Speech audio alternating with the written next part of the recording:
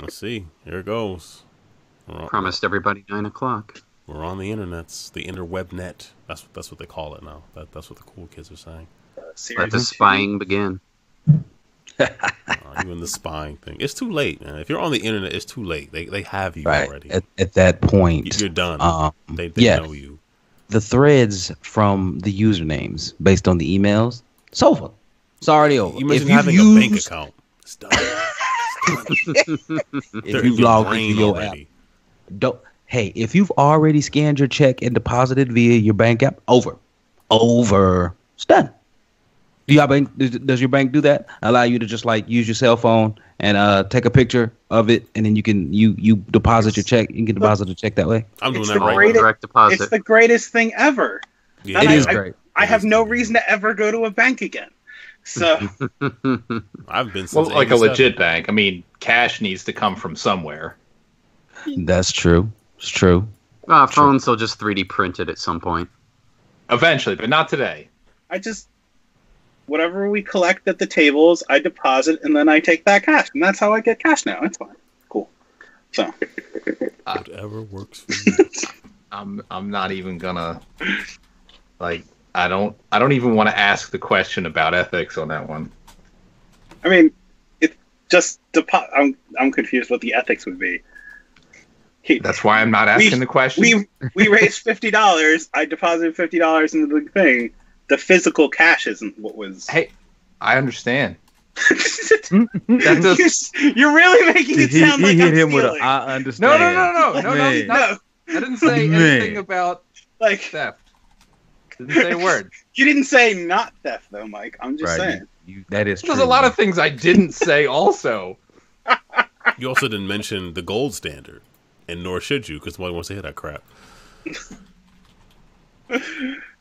is valid. All right, are we on or what? Oh, we're live, man. We are doing it live, as they say. Same thing. Do it live. I lost my pen. Oh no, I found it. Okay. You still using a pen in this day and age? Still use a pen. This is a Windows Phone pen. That's what I was going to do, but I let it go. It's keeping track of everything you write and transmitting it and giving you targeted ads. Oh man, I had to, Goose. I love you, man. I had to do it. I was gonna do it, but I let it go. All right, what is it? It's Wednesday, October the 10th. It's 10/10. This GameEnthus podcast episode 357. I'm Aaron, one of the hosts here. Mike is here. You can't see him, but he's here. That's right. I hide in the shadows every week. Tiny, and then here. I speak from the shadows. You speak from the shadows? I guess, right? Because I'm talking and I'm hiding in the shadows, right? You could be in a well-lit room. I don't know, because I can't see. That's right. You don't know. Take your word for it? Yeah. I like to keep people guessing. Apparently you do. You could be half naked right now with a microphone in a well-lit room, and we would never know. Please don't. You too? I mean, what? Either confirm nor deny. That's yes, do nothing. Nothing is better than something. Right. Anyway, Tidy is here. I am the terror that flaps in the night. I knew you were going to bring up Darkwing Duck. I was... when you have the initials, you got to go with it. Oh, yeah. I guess. So, I mean... Launchpad was on not both the duck shows, part, but yeah. Right? I mean... When there's trouble, you call DW. So, did the Darkwing Duck and DuckTales happen, in tandem? Or was Darkwing Duck after he got fired? It was... Darkwing was on the late stages of DuckTales. I think the final season might have been airing for DuckTales when Darkwing was taken over. So there wasn't much overlap, is what you're saying. Well, because there's more than just Launchpad that's the overlap. Who else? Because Gizmo Duck also shows up in Darkwing. And is part of their version of the Avengers. So okay, if you want. I don't remember. I remember more the rogue gallery of enemies than the good guys. When Nega Duck and that dog that was like water. The Hydra dog or Taurus. What was it was the bull. There was a Moriarty, I believe. Yeah. Darkwing Duck is good. Wasn't Steelbeak one of the villains? That was another, like mastermind villain. but there was that Electro guy or whatever with the plug socket on his forehead or something like that. Oh, and the Nintendo game is essentially just a Mega Man game. So. It was pretty good. It's very expensive now. Or you could buy that Disney Afternoon Collection on right. current platforms. I probably should pick that up. I might own it already. I should check on it. But yeah. Yeah. Anyway, we got off on a tangent already, but anyway, we have 2 guests this week. We have Goose. Welcome back, Goose. Yeah, good to be back. It's gonna be fun. Yeah, it's the first time we've had you on camera, so we get to see all your facial expressions. Yeah, like that one. Yeah, and that one. Also, welcoming back Larry, Blue Man Rule, back to the show from Facetious Vogue. What's going on, y'all? Hey, I'm happy to be back, man. And look, Goose, since they can see your face, man, I strongly recommend you throw that Windows Phone up there so they see what it's like. Like, I just say. On demand. There he goes. Windows Phone dreams. Don't take my phone. Don't take my dreams. Don't take my Windows Phone dreams. Don't do it. Take my land. Anyway, sorry. Firefly theme song. Never seen that show. Really? Nope. Oh, there's that Windows Phone. Which phone is that, Goose? Which one is the Lumia 950? The 9. That was one of the last ones. 4 megapixel camera or something like that. Yeah. Yeah, it's one of the high resolution cameras. Also, it's made out of wood. This is actual walnut. I was like, I want a wood phone. In your pocket, or does it get? I can't even. If I get it wet, it's destroyed the first time, and I've had it for 3 years and never got a single drop on it. So I take care of this thing. Oh, don't breathe so on many. it. I can't imagine why you wouldn't. Whatever. Once it's in the next Guardians of the Galaxy, this thing will sell for like $10,000, just like a Zune. I still have my 620. Wasn't that the huge one? You had like that XL one. I remember you were like the monster one. And I was like, I don't want a monster phone. It's got to get in the cup. It was a phablet. You just use your whole forehead to hit the numbers on it. It's phone. So anyway, yeah, let's do some catching up. Larry, how have you been as of late? Give us an update. What have you been up to? Man, what have I been up to? Well, I tell you what, man. So pretty much raising kids, doing Facetious, trying to figure out that entire thing. You know how it is, man. Running something, like getting an idea and trying to put your idea, trying to materialize your idea into something tangible, into a product or a service that people can consume in a manner that's entertaining, right? Is exhausting, to say the least, right? It's a lot of work. But no, man, just I am learning more about myself as I'm continuing to raise these kids, and it's crazy. Like, Aaron, I know you have a couple of daughters, and listen, the first time like your youngest gets a cell phone and they don't know how to act, you're just like, all right, let's talk about ground rules. And and it's one of those yet, but yeah, she will be soon. Right. And so I'm at that area. I'm at that stage where I am trying to figure out how to properly set a boundary with and never really because it's new now, right? Because now their entire lives are wrapped up in digital entertainment somehow, right? Yeah. So it's hard to set the boundary to not make them feel like an outcast, or to make them not feel a certain way. But generally, I don't care about how they feel about that thing, right? And to a degree, we shouldn't. Right, I concur. Parenting difficult. It does. It absolutely does. And so, man, just balancing that, man, has been quite interesting. Extremely busy at work, and man, that's really about it. That's honestly, bro, that's been about it. I've been playing some games. I've been watching some shows. I've been catching up on anime. That's what's been hot in these streets, though. I know you were into anime. Oh, come on, son. Top 5 of all time. Death Note, Bleach. Never seen it? Never seen it? No, My Hero Academia in there? My Hero Academia is number... It's number 5. Number 4 is Food Wars. And number 3 is probably Naruto Shippuden. I'm going to have to say it. It's pretty good. Yeah. So, Dragon Ball is in, it's my top 10, but it's further down the list, and you have other things and stuff, man. But Death Note and Bleach, strong 1 and 2. But hey, not the English dub Death Note, get that hot garbage out of my face. I need the subtitle. You're a man of standards, so I mean, come on, man. Aren't we all? We have to be, right? Should be. That's the goal. Exactly. So, but that's really about it. But no, man, I do like anime, man. I'm simply a big kid, so I can't squeeze it into everything else I like doing. I just, that's cool. I just can't. Understandable. Once I started, adding the Australian cooking shows, there was just little time for anything else. So, right. As those shows, we know how that works. So yes, as there ought to do. All right, cool. Goose, what have you been up to? Well, one of my coworkers, she recommended to me that I watch Adam Ruins Everything as well as Atypical on Netflix. So good. Which one or both? I really like Adam Ruins Everything. He was on College Humor before. Is he the illegitimate son of Greg Proops from Whose Line Is It Anyway? I could see that. He just needs to do that little head wobble when he tells a joke, and I'd be like, dude, you're totally Greg Proops' child.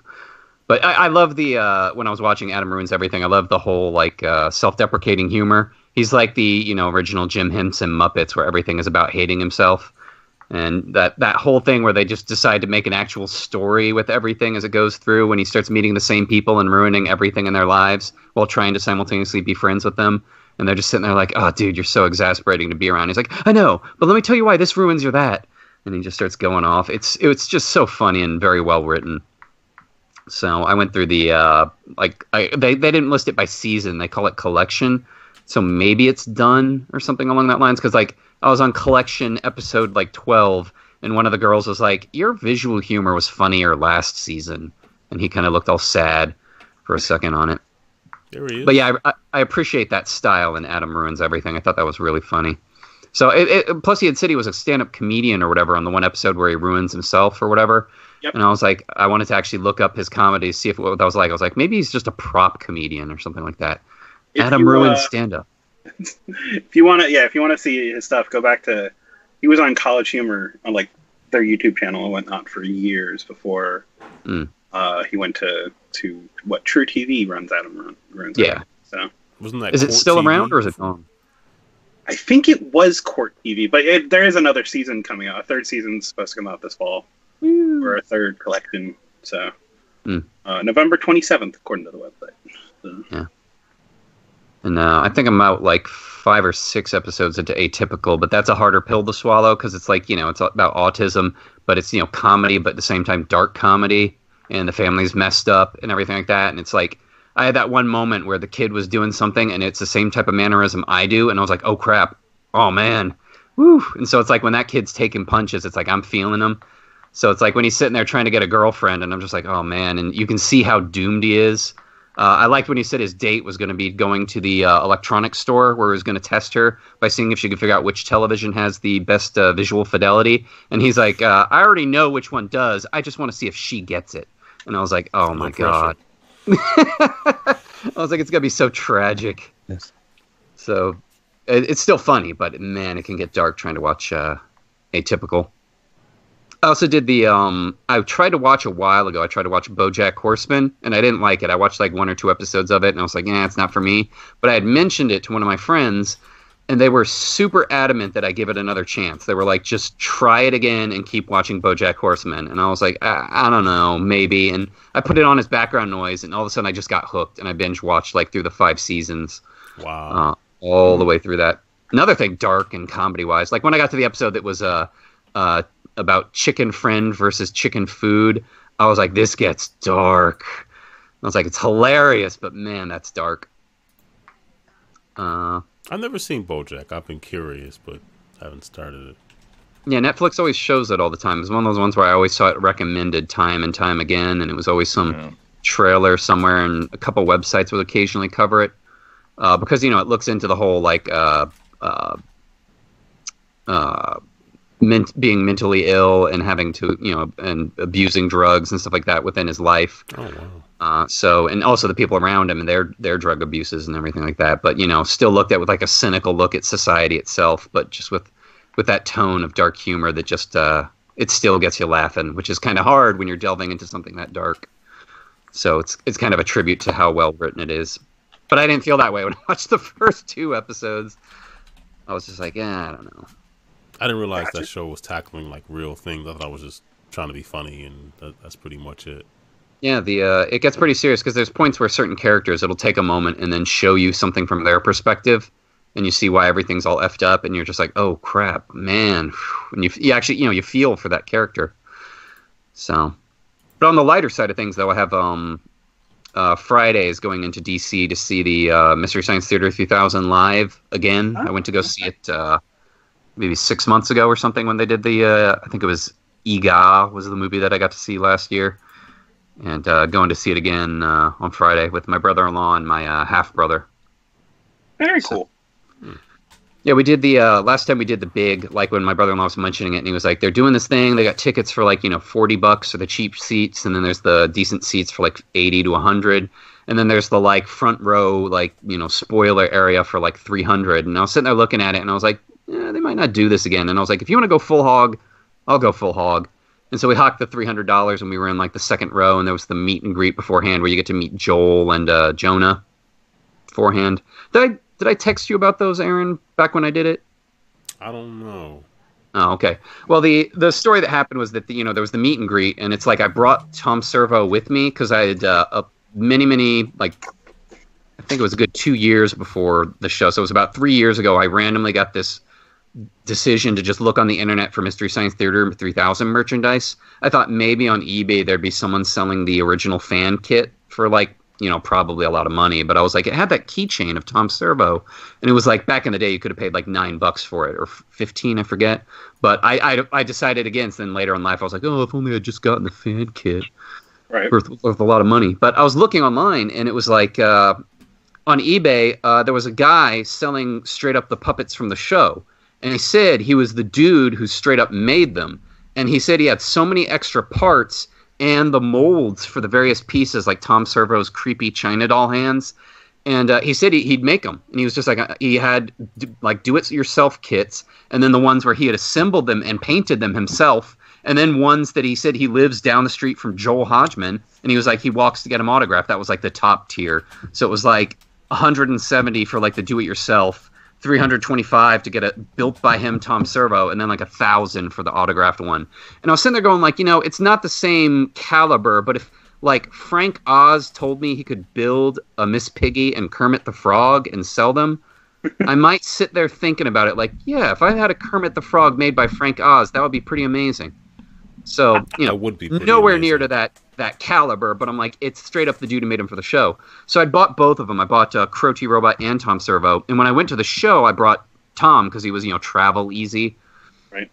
So when I got up to Joel on the stage, shaking his hand, he's like, hey, you got one of the Tom Servos. And I was like, yeah, I was by that guy on eBay who says he knows you and he made them for the show. And he's like, yeah, Frank or whatever. And he's like, yeah, that's legit. He makes them. And I was like, oh, sweet. So I was going to get him to autograph it, and then I forgot. The main thing was, like, we were sitting there, the guy takes your cell phone and just sits there tapping the camera button over and over, like time-lapse photography of you walking up to Joel, your little exchange, you're shaking hands, you sit there and do, like, the college yearbook photo with him, like, and the buttons were right there, and I couldn't resist, because the whole time I was thinking of it, watching everyone go up and just talk to him and do their yearbook photos and go on, and then I shouted, oh my God, we got movie sign! And I hit the button, and I went, whoa! And Jonah from the news show was all into it, and he was like, whoa! And we both, like Wayne's World, like extreme close-up at each other, like, whoa! And then I did it to Joel, and Joel had a look on his face like, dude, get out of my face. It looked like he was like the whitest white guy trying to raise the roof, like, it looked so bad. And I did it one more time going like, what? Like, I was like, one more big one, whoa! And then I was laughing, and me and Jonah were laughing, and Joel went straight to the rest of the line and was like, no more movie sign. Nobody gets movie sign. That's done. It's over. And I was like, oh shit. And I looked at him, I was like, I think I made Joel mad. And he was like, that was really cool, though. And I was like, I think I made Joel really mad. And he was like, yeah, well, whatever. Who cares? It was fun. So then I left, and then I realized I didn't get any autographs. So I was like, oh, F me. And I was sitting out there, and then one of the guys came out who had the do-it-yourself Tom Servo, and he built it himself. But, you could tell somebody who wasn't the dude who made it. And I was like, thank God I spent the money because I wouldn't have been able to assemble it right myself. And he came out and he was like, oh, Jonah's in the audience giving autographs. And I was like, oh, great. So I went out, met Jonah, and I was like, where's Joel? I was like, can you get him to come out and do an autograph for me? And he was like, he's in the audience right over there. And he was arranging with like a family to do like a bit with the audience. And when he was finishing up, there were 2 people in line waiting to like, get autographs. And I went up to stand behind him.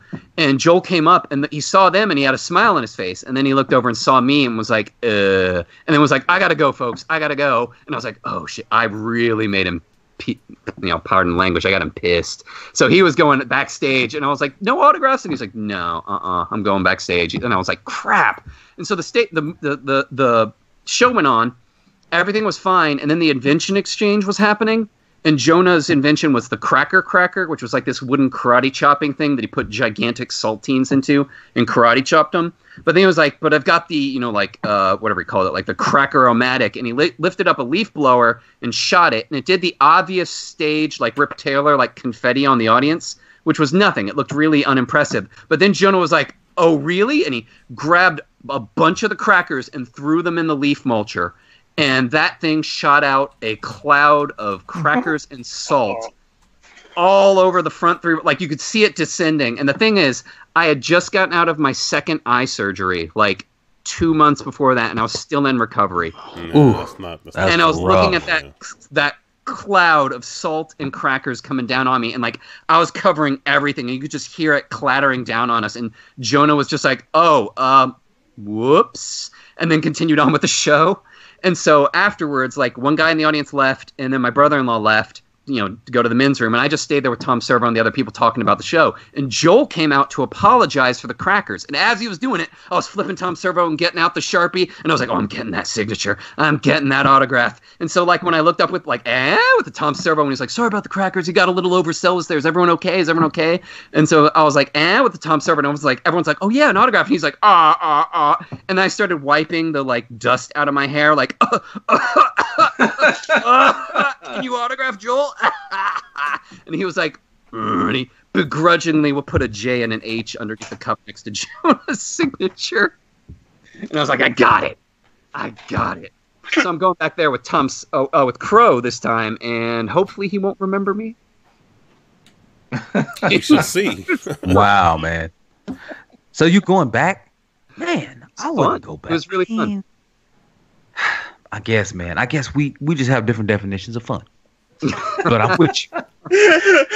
Nostalgia, man. And MST3K, it's that 90s trip that I miss real much. And seeing the new show on Netflix, I'm there to support it as the fans and everything. And it was really funny live. Everyone had a big kick seeing it.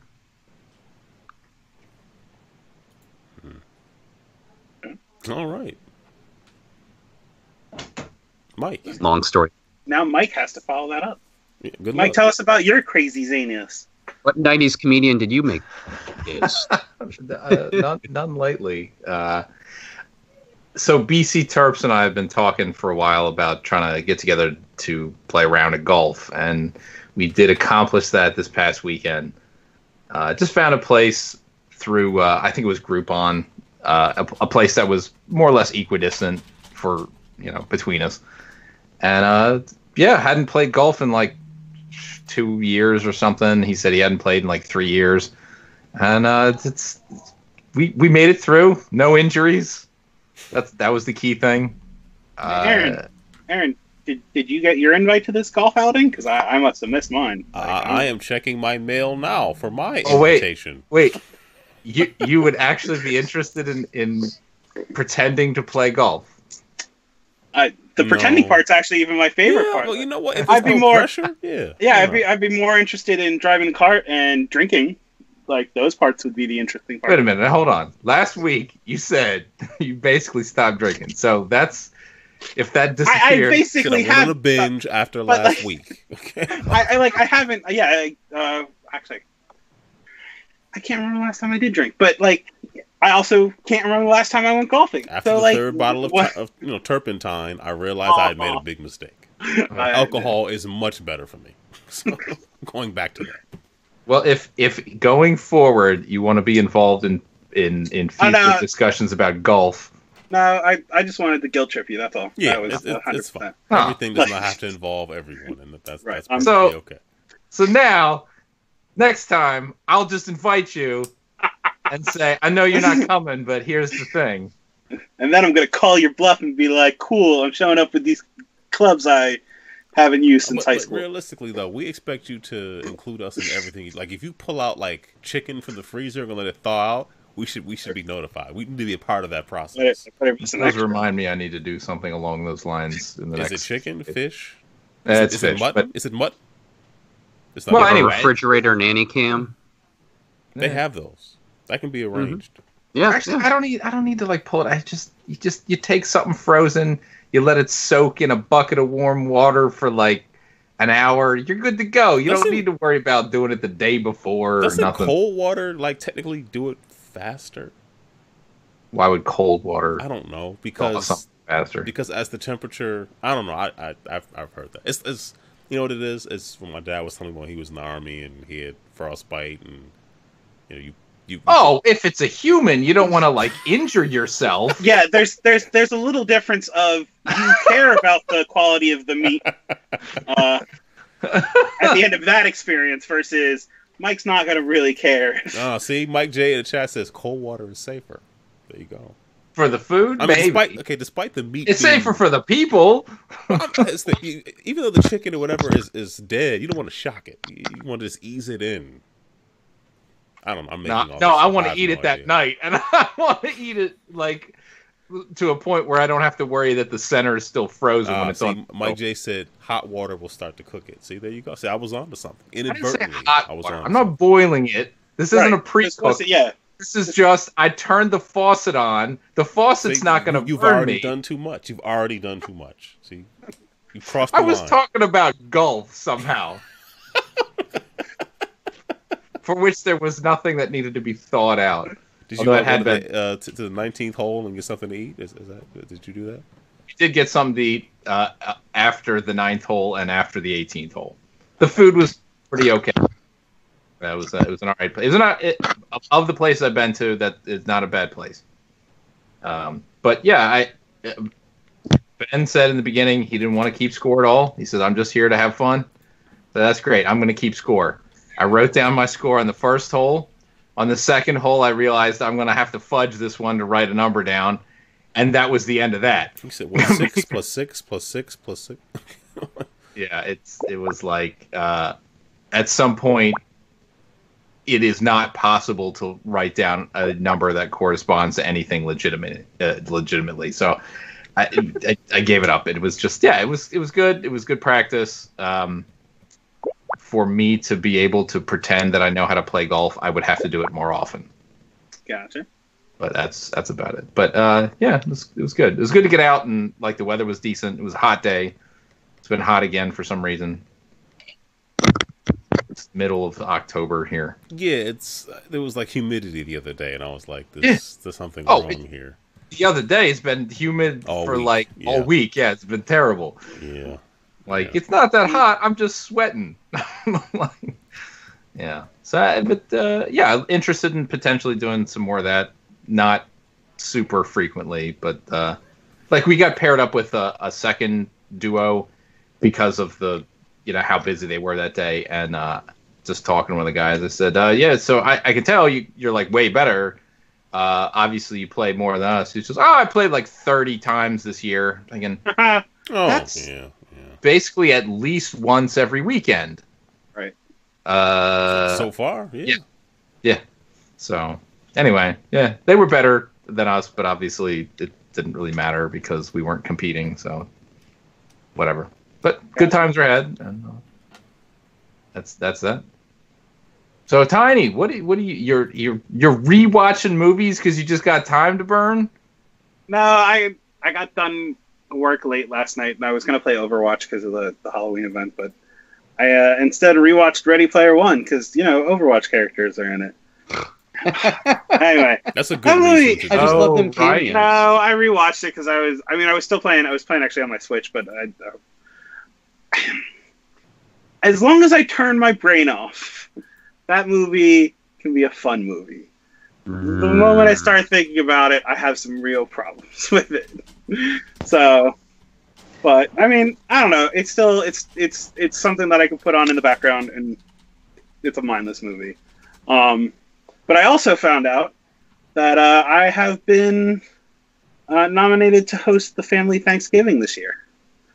So wait, when you say nominated, was there like a vote taken? There was voting. I was not there for the voting, apparently. How does that work? To which I got a call saying it was unanimous. I'm like, how is it unanimous if I was not part of it?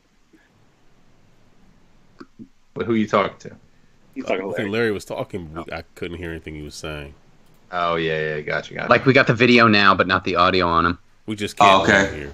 There he is. I know it. All right, I know there we go. Boom. Y'all got me? All right. Yep. Yeah. The shizzle dizzle. Let's make this happen. Now it's a new Skype. Now I don't know what happened. I did the update. Now it's all new. Please continue about how you were blessed with the opportunity. And now the audio just went We out. lost it again. We watched that new Skype just drop the ball. Like, oh well, you got something to say about me. This. It sounds like a different microphone's picking you up right now. Hold on. No, you're back. It shouldn't. A different one shouldn't be picking me up. The problem is, I don't know what's going on, man. I just can't. I can't call it. Can't call it. It's working right now. We'll just go with it. All right. Well, anyway, so I got nominated by the family, which is like my sister and her family and my parents, and apparently my sister's mother-in-law. So I don't know how she's Are my you problem very now. close with your sister's mother-in-law? Like, does she laugh at your jokes more than anybody But else? she gets a vote when you don't for your house. I barely Was the know family him, member but that told you dressed up as a turkey and they handed you a rose and said Thanksgiving is yours? did they No, knight you with a turkey leg? Like, there you go. So first son. I get the heads up from my sister. She's like, I was talking to mom and dad. They said Dave's house, and I said okay. To be And forewarned. then my father called me later. He's like, hey, we need to talk. I'm like, is this about how I'm hosting Thanksgiving this year? He's like, yes. I'm like, oh, was it unanimous? He's like, yes. I'm like, I wasn't there. How was it unanimous? Would you have voted differently? No, but that's fine. So what are their That's a expectations? twist I wasn't expecting, but is okay. the most important thing. What are they expecting you to do? it's good that we've gotten this discussion now, so I can go find a caterer. Yes, early is better. Okay, hold on. Go to the internet. Hold up. Cook. You don't make your own food for Thanksgiving? What type of lazy stuff is that? I will make some food for Thanksgiving. Okay. There are specific, As there are long as you specific do things. something. There are specific things I am good at. There is no way when I have the ability to pay a professional to make a turkey that's not going to kill people, I'm going to then go take on that challenge. Just deep I'm fry okay it. with That's that. what I do. See, we did that for college Thanksgiving, and there was a picture they took so they could identify the bodies. Wow. I heard Rough, this story. and that's rough.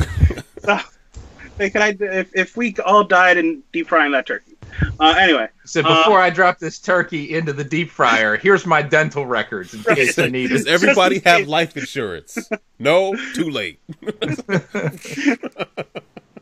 So anyway, so there are things, but like I got a meal essentially from Whole Foods, I think last time 4 years ago, and like it was semi-prepped, and then I did the rest of it. But then more people got invited at the last minute, so then we had to start making more stuff. I was like, well, okay, here's the thing. They're having it at your house, so that your place well, is the location. I'm having it. I will be hosting. Yes, but can you ask people like, hey, you're very good at making dressing. Could you bring dressing? Okay. Everyone will bring a piece, but like I want to do the center stuff. And No, I got that. But ask people to bring desserts. Oh yeah, and not here's some Oreo cookies we got at the 7-Eleven on the way. I mean, like actually make something. Right. So. Yeah, Boston Market, I mean, like, they advertise for this. Like, they prep, they know. Yeah. It's not crazy. Like, Oh, yeah, no, and it's not like there's, like Wegmans will do, like, a thing that, like, you have to do, like, you have to warm it up and, like, get, like, everything. But, like, they will do the bulk of the work. Come on. It should come pre-eaten. No, I honestly, we did here's some bones. we did like a college friends Thanksgiving, and like the place where I don't remember. It was up in York. The place that they showed up. It wasn't Thanksgiving Day, so that's why I could this. They showed up like a couple hours before, set up the things with the sternos. Everyone served themselves. It was great. Like if I could find a place to do that, I'd do that in a heartbeat. So, but anyway, it's good. I know this now, so that I can start prepping because I also have people coming over for like board games the day after. So, yeah, I mean, either go legit with the Boston market or something similar, whatever, some kind of a here is a Thanksgiving related thing, or just say, hey, thanks everybody for voting me in. Here's some relish taquitos that I got from the airport in Kansas City. And the blue like chips. The Those things were horrible. Anyway, but yeah, so it'll be. Hey, I love seeing everyone. We'll get everyone together, and I'll figure this out. So, but Aaron, I think I see that you saw Venom, which is a movie I don't think I'm going to see. I did see Venom. A lot of people apparently saw that terrible, terrible movie. Oh yeah, It's got 80 million open the weekend, which right? was a surprise to me. A lot of Tom Hardy fans, I guess. I guess. It was. Can't think of another reason to go see it. It's not. I mean, clearly it's not MCU quality, but nobody is expecting that. Is it Movie Pass or Cinem? What is it called? Cinemia. That's like the one I have you didn't just whip out the full cash price for the ticket, right? We paid for one ticket and then got the other ticket through Cinemia. So yeah. Okay. It's okay. Nice. I mean, the issues with it are like typical, comic book movie issues where like you question like people's motivation or just plot things that are just like that seems awfully convenient. Just Right. And then there's some tone kind of things too, where it's like, did he just beat like 75 SWAT police officers like to death with each other? Like I don't. Is that what we're doing? Who's building up the combo meter? You saw in the bottom right hand corner of the screen. There may as well have been. I mean, it was like wow. It was entertaining, but it was some stuff was just like this doesn't make any real sense. No, see, that's disappointing. I really wanted to go see Venom. I really wanted to like it. It's expected though, Larry. Like I would still say, if you have Movie Pass or Cinemia or something like that, or if you have AMC Stubs, check it out. Right. I'm a Stubs. I don't think I'm a. Yeah, I do have Stubs. Well, if you have the free Stubs, then Tuesdays are $5 Tuesdays. Right. At AMC Right. I'm on top of that. Your boy is on top of that. Yeah. Because I got them reclining leather seats. You know what I'm saying? It's funny you say that because the theater that we went to, we go to pretty frequently, and they don't have reserved seating. Well, we didn't think they did. All of a sudden, the nice thing about Cinemia is you can get tickets in advance. Yep. So I get the reserved seats and pick my seats right in the middle, very good seats. Right. My wife wouldn't say so because we were like the third row, and because they weren't the recliner, she couldn't get the exact angle she wanted. But she dealt with it. She was cool. Okay. But they were the regular seats. I'm thinking they retrofitted the whole theater. No, they just have reserved seats for regular seats, and it's like, what is the point of that? No, man. I'm looking at mine right now. Right down the street, reserved seating, AMC signature recliners. Yeah, the other one we go to has the recliner. This one is just like they're nice seats, but they're right. not. But they're not recliner seats. They're not recliner. No, I guess all in all, reserve is kind of cool. Make sure I don't know if you have a Facebook account. If you go through facebook.com/movies and get your tickets that way, it takes care of the convenience fee. But if you're a Stubs member, you don't have those fees either. Oh, okay. Well, go for it. Yeah. I have AMC's, but all the ones closest to me are all Regals. Yeah. So until Regal starts something, it's like, yeah. So I don't know. Venom was alright, Just Regal isn't part of Cinemark theaters, right? No, we have one Cinemark in this entire area. There's like 8 Cinemark theaters in the country, so I don't know why they bothered to launch their own subscription service. Because unless you just plan on going to the same theater all the time, I don't see what the value would be. Okay, but word up. That's just me. So it was alright. I don't know. The only thing is Tom Hardy's accent kind of got on my nerves. In order to do the American accent, his voice has to kind of be high pitched. So it was it just kind of got annoying. About halfway through the movie, like, okay, fine. Right. Okay. But you know what? Yeah. Hey, his American accent is better than my British accent, so what can I say? Right. And then Only half as entertaining as your British accent, Aaron. Well, you know, I like that. Thank you. I appreciate that. And anybody see the Batwoman pictures from the TV show? I did. No. What were your TV thoughts show? on that? I did not like it. I mean, From I don't Titans? Is that it? know. No, so CW, they introduced Batwoman into the Green Arrow universe. See, I didn't know that. I thought it was a separate show for their streaming service, the WB thing. I believe Yeah, it's the DC supposed to be thing. on the CW. Oh. Because like she's going to be in the. It's like the CW does a big crossover event every year. Oh, like Yep. last year, they fought Nazis on Earth X or whatever. Yeah, which was dumb. I watched that, which was I know, it was That stupid. sounds dumb. dumb. Stupid. There I was was there was a lot of things left to be desired, especially because like they always make like Green Arrow some central point to this, and it's like, why? He knows how to use a bow and arrow. He is That's the it. least super. But here's the thing. I got a question. Why is Supergirl still a thing?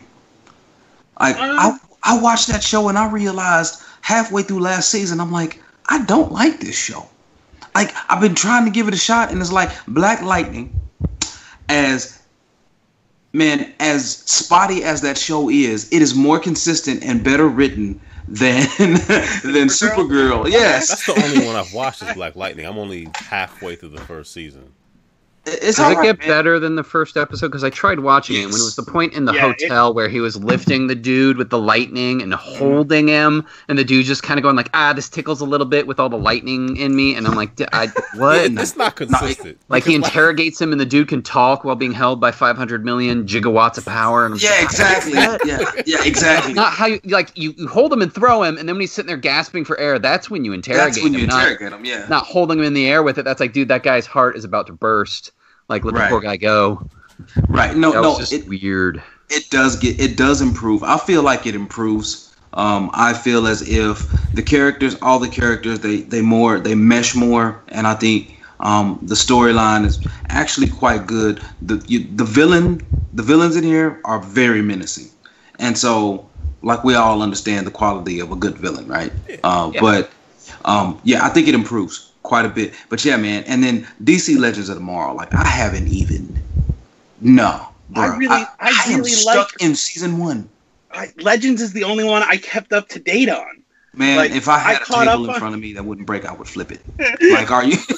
I caught up on Black Lightning and I caught up on Flash, but like Legends was the one I watched week to week because it's the goofiest one where they'll pull people from DC history that no one knows. Right. Like, awesome, great. That is like, I don't care how many times Barry Allen's gonna mess up the timeline, and then like a simple thing of if he just told everyone else the truth, we could have avoided everything that happened this season. Mm-hmm. Like 3 seasons in a row that's happened. So anyway, and like same with Green Arrow. Like, can the team trust me? I don't know. And again, like Green Arrow was supposed to be a Batman show, and then DC said, "Hey, you can't have Batman, but you can make this about, if you change it a little, make it about Green Arrow," which is funny that now they're introducing Batwoman into it. So, is that Cassandra Cain, Batwoman? Yeah. Okay, she's good. So, she's a monster, man. So yeah, it's just, and it's weird because like, so Black Lightning's off in one universe that doesn't talk to any of this. Supergirl is in another universe, but they cross over sometimes. Yeah, she's in Earth 2, and then no, she's not Earth 2 because that's where Harry comes from on. Oh yeah, you're right. I'm sorry. It's like Earth 3 or 4. You're like, it's somewhere, but anyway, it's another. She's like, that's how Sorry, they did you cross say over. Earth 3 or 4? Yeah, it's one of those. Bruh, listen. Is that like that Blu-ray DVD where we're watching when they say here's Earth 2? That's what there we're are doing. 64. There are 64 Earths. Oh, okay. Plus like Earth Mario X. 64. Just Yes. there's 64 Earths. Plus Earth X, and that's a small multiverse for the Sunshine is DC. Mario 65. So, I mean, you can't get mad about this because like Marvel, the main Marvel universe is 616. 616, yeah. Yeah, like there's stupid stuff going on in all comics. It's a palindrome. But Yeah, it is. I don't know. I watched. I didn't mention this. I watched the first episode of Flash, and I'm like, okay, like there's stuff going on. And I watched the first episode of this season of Black Lightning now too, which I need to go back and apparently rewatch the season finale because I don't remember what happened. Don't remember Jack, right? Like he held up the whole city with lightning. What are they talking about? Fried everybody. Right. But yeah, no. Anyway, so I don't know. I think we'll see what happens with Batman. Ruby Rose. I know a lot of people will recognize her from Pitch Perfect 3. She's the lead singer of the all-girl group. Or she was in The Meg as the engineer. She was in The Meg. Yeah. Yeah. Yeah, you guys were talking about her before. Okay. So Okay. she was the lead singer of Ever Moist, which, by the way, Pitch Perfect 3 has terrible band names. Ever Moist? Ever Moist. That was the name. I'm not going to read into that, even though That was. Oh yeah, no, that was. There was some. Anyway. Yeah, Aaron. I should give this back to you. This is your. No, I'm pretty much done, man. I was just gonna move over to some feedback we got. All of it was from Robbie1051. It started off with him asking if we play Fortnite, and I thought he was kidding because I'm like, why would we play Fortnite? I don't. Like, why would we do that? Like, Right. Who has time for that? I don't know. But apparently, Tiny, you played. I mean, I played it for like 5 minutes, just getting the girls set up to play it one day. But I'm not, I've no such of actually like getting into Fortnite. But the more interesting part is he began. He took umbrage, I guess, with us saying that AI wasn't a good movie. And that's how this began, because I thought it was him calling me out that I didn't remember. What is that movie that I didn't? Exactly. The Robin Williams one or the Will Smith one? Well, no, AI is neither of those. That's you're thinking I Am Joel Robot. Which Osment. one's that? Yeah, you're thinking of I Am Robot or Centennial Man. Bicentennial Man. Bicentennial Didn't Man. that Right. have Robin Williams in it? Oh wait, Right, is that that's the what I kid? got. Robin Williams is the robot in it. Is that the kid and there's Jude Law in it? Is Yes. it the pimp lot? Yeah, Jude Okay, Law there is we What go. Do You Know Joe. Yep. Yeah, that is. That that was not is- like, to me, like he was defending it like it was. Is AI is the Stanley Kubrick movie that they finished, that Steven Spielberg finished when he Yes. died, right? Yeah, like And there it are shows. parts of that movie I think that are I'm good with. Parts, but like- it was too long. That was one of my issues with it. It just meandered for a while to me. Yes, it was, Remember anything about it? I just remember the city scenes, like up in a tower, and it was supposed to be heart touching or warming or something. And I was like, they're talking about prostitution robots. I don't know what's going on here. But then, that's the like- warming part. They also like I think the sea is taken over New York, so like they're in a submarine at one point, and then they get stuck underneath the ice or whatever. Yeah, that's like close to the end of the movie, though. So Well, the whole plot is like, okay, this company makes, a robotic boy that has emotions, and there's a family and a mom. I forgot, did they lose a kid or something? Or they didn't think they could have one?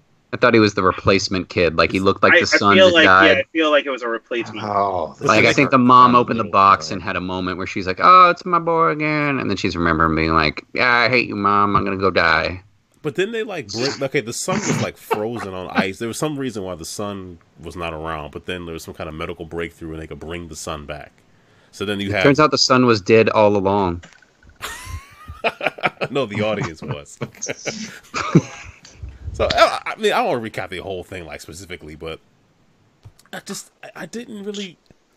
It like Tony said, there were parts that were like decent, but it just didn't come together for me. But Robbie was just going. He was trying to convince me via Twitter, 180 characters at a time, or 240, whatever. I was gonna say 240 now. 240. That like I was missing something, and I needed to, to get back. I'm not watching the movie again. Like I know what happens at the end.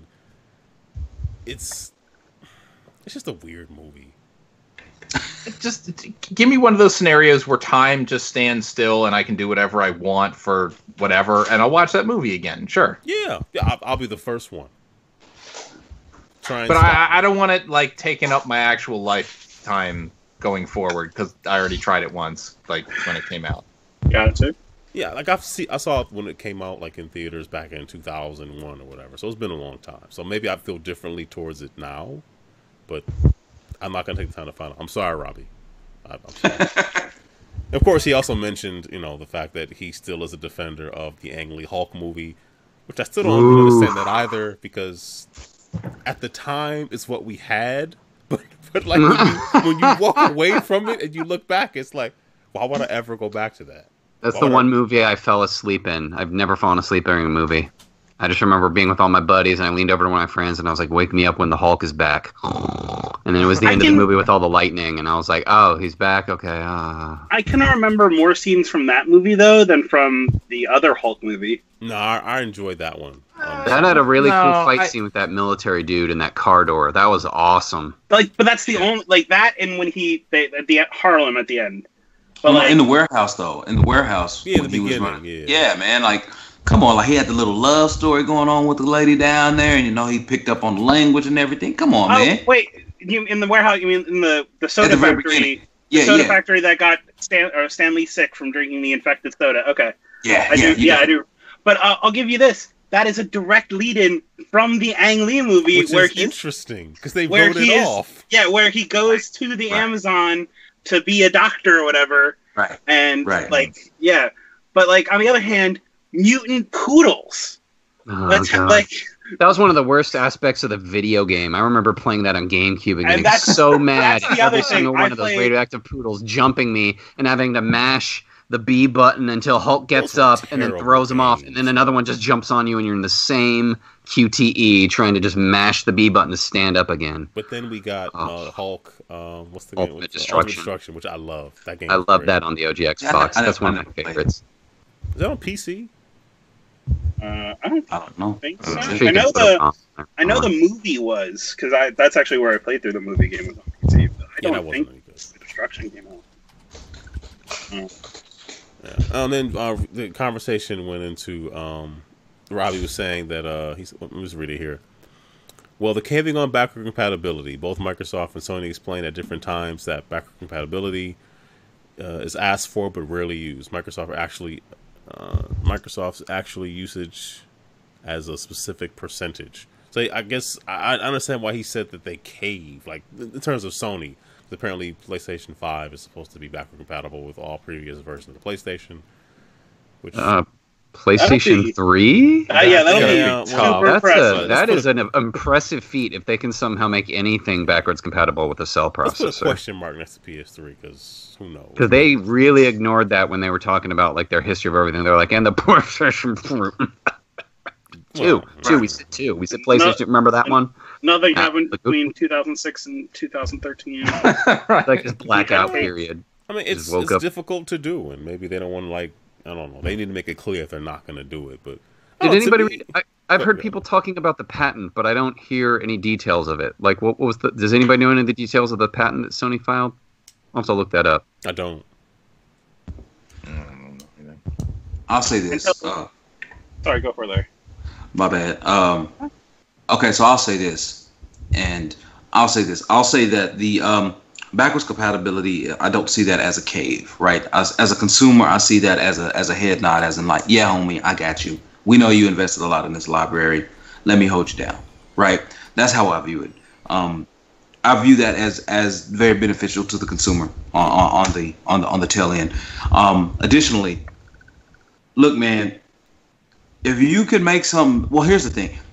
I am really surprised that Sony is making things backwards compatible when they have this PS Now and they're really trying to capitalize every single dollar they can from the consumer. Like the fact that you're making things backwards compatible, but you're also coming out with a PlayStation Classic. Like to me, it is counter their own strategy, right? It's not counter for me as a it's not counter for me as a consumer. It's great for me as a consumer. It's just counter Sony's strategy since 2006, where they were like, I don't know, B, we kind of feel like we got the best product out there, so we're going to charge you a premium for that, right? So I think that backwards compatibility in the PS5 is a great thing, and As I told people, since I built a new PC, a new gaming PC, like, look, I will be on the next console I buy will be a Sony console, because then I could play all the Microsoft games on PC and still play cross-platform and still get my multiplayer in with folks there, and then play on my PS5. So. Yeah, and I did leave out something. I'm sorry. The beginning of his actual tweet was good. So here goes. How do you feel about the rumor that PS5 might have backward compatibility? To me, it feels like they caved on standing their ground. So yeah, but we already agreed that like that's a good consumer thing. I don't like that they do. It does them no good to like take a stance that no one wants it, because that's clearly not true. Well, for me, the backwards compatibility, I like the improvements that happen. It's one of those things like when you play on a PlayStation 3 and the old ones that had the PlayStation 2 physically inside of it, and it's like nothing improved. You didn't get any faster load times or anything because the PS3 just had to boot up a PS2 inside, and then you had a USB adapter for your memory card. And it's like I was sitting there playing Odin Sphere and still watching that little girl walk across the screen over and over again, and I was like, dude, give me faster load times, give me improved resolution, because like it's also because Odin Sphere had terrible frame rates on the PS2, like utterly abysmal. That Spider Queen was just a nightmare to try to fight her. Every time she had to shoot out all the different webbing and there were all the leaves going across the screen, that thing went down to like 5 frames a second. And it's like I want to be able to play those games with proper frame rates, proper resolutions. Like I love seeing the things where they have with what Microsoft did, where they're like, here's all the 4K versions, and they've tricked renderers, so it's like even the OG games rendering at resolutions they've never rendered at before, and it looks like it's a total upscaled like version for free. Yeah, where it's just like I pop in my disc of KOTOR, and it looks like everything I thought the game looked like back in the day, but I've also got my original OG, and I plug that thing in, and I look at those blurry graphics and go, man, I remember this being good. Right. And then I put it on the X, and I'm like, this looks good. This looks like something I go back and play. But I have that lame thing where I want the incentive. I want that thing where like I want my achievements. I want to be earning something else along the stupidity of a profile that's going to mean nothing when I'm dead and gone. It's not like I can pass those achievements on and be like, I want to pass 700 gamer score to Tiny, and I'm going to give Aaron 1600 gamer score when I die. I got more than you. I'm going to distribute the gamer score. Right. There'll be a gamer score tax that'll be levied for state passes. Right. But the government takes Testament. Yeah, and 300 that's the thing about of your 1,000 every time. Yeah, that's the thing about the PlayStation 1 Mini. It's like, are these games still going to have the atrocious frame rates? Like, I saw them showing Final Fantasy VII, and the combat system, there's cloud chunk back, and I'm like, oh, just put it up to 30 or 60 and say, here it is, the PS1 Mini, like you never remembered it. And it's all HDMI, all top res, all load screens instant. But it was also one of the things like playing, wasn't Chrono Trigger on PS1? Yeah, if I remember correctly. And and every time it had to fade to black, wait, come back in, and even when you're going to, I think that was the part that killed it for me when I was going to my inventory and I forgot to change one piece of equipment, and I pressed the button to go back into inventory and it faded to black, and I was like, you know what, eject, done.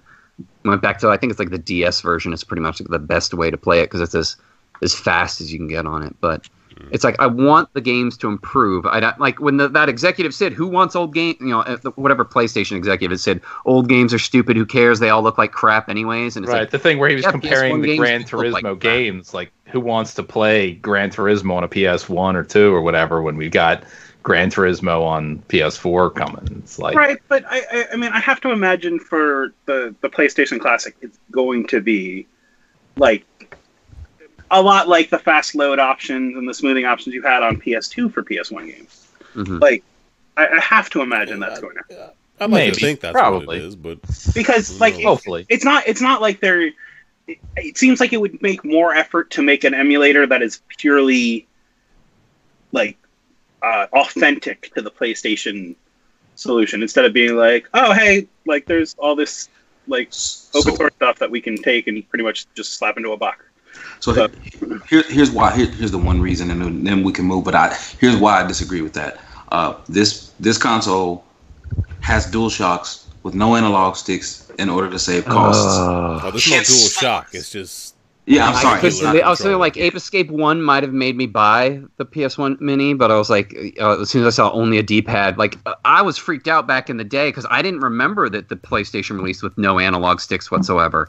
I had no idea, and it was like I was at a GameStop when there was a guy in line, getting ready to sell stuff, and they wouldn't take it. And then he turned around to me and was like, "Do you want this?" And it was just this pristine white case with the PSX, and then just a brick of games, and then all the controllers. And I was like, "How much?" And he's like, "You can just have it," and gave it to me. And I was like, "Oh, awesome!" And I went home and took out that controller and went, "D-pad only?" And when my buddy was like, "Yeah, it launched with no analog sticks," and I was like, "You're kidding me!" And that's why the DualShock up through the PS3 has been like a staple. This is an add-on thing. The analog sticks were never meant to be in these spots. That's why they're just not as comfortable as controllers where analog was offset, designed from the D-pad is still considered primary input, which is great for fighting games and everything, but it's like in some platformers, like retro platformers. I will say, I mean, they modern. It's like, give me the analog stick really over there. Got it right with the DualShock 4. It's finally a bit more DualShock 4 is legit. Yeah. I quite enjoy that controller. But I mean, here's the thing, guys. Sony has always made missteps when they started telling the consumer what they don't want. Yeah. And you can trace it back every single stinking generation. Every single time they started to get a little bit of hubris and say, they don't want vibration. They don't want backwards compatibility. They don't want networking. They don't want online networking. They don't want to change their gamer tag or their PSN ID. Like, they don't need all of this madness. Right. And actually, I don't need to change mine. I did a good Sour Hot Dog Water 4 says differently. Right. Exactly. Change his name. And that's the question I want to pose. How many people out there created like ridiculous names back in because I've always just been Blue Man Rule. That's always been my. I didn't know that was really an issue because I didn't either. But I guess if you were much younger when you made one, and now it's like 10 years later. I remember in college, all my friends changed their emails every other month. It was like someone would be Boba Fett 69, and then the next month it was like, "Hey, me, it's Dave. I'm now like Butt Munch 22," and I'm like, dude, get a real email at some point here, man. Yeah. So I mean, I don't know. I have a friend whose PS3 name was Huck You, and he now has kids and whatnot, and he would like to change it, and that's fine. That makes sense. I can understand that. Yeah. He's also 7 years older than me, so you think he would have known better. But anyway. 7 years older than you? Yeah. No excuses. Older than me. No excuses. Right. I mean, there's that, but here's the reason that I don't think this has dual joysticks for this version is so that next year Sony has a product to sell you the PS1 Classic, because I don't think they're going to do a PS2 Classic so soon. Also, storage is going to be real there. Yeah. But what are they doing for the memory cards? Are you allowed to store on the unit? And they're not letting you plug in old memory card. You can't take your old PS1 save and plug it in and resume where you left it, right? You store on the unit. You can actually dig a USB thumb drive through the plastic, but it won't do anything. Now, remember, he was mentioning that there's another reason that they won't do the up-resing for free. Bruh, somebody got to pay those engineers to go in there and make that happen. Somebody got to pay to make that coding happen. And Sony ain't about to give you nothing for free. When was the last time Sony gave you something other than a headache for free? Or still letting your credit card get stolen for free. Exactly. I will wait on that. I'm telling you, man. Don't hold your breath, bro. PlayStation Plus is a good value. That's why I'm interested. They're finally letting me play with other people on other lesser platforms. So, they had to add that in there. You know? I feel like to slum it, you can. That's exactly what that's exactly what their cross-platform announcement really is. Like, I guess if you want to play with those commoners, you can. No. You should. Every ad-driven media website wrote it.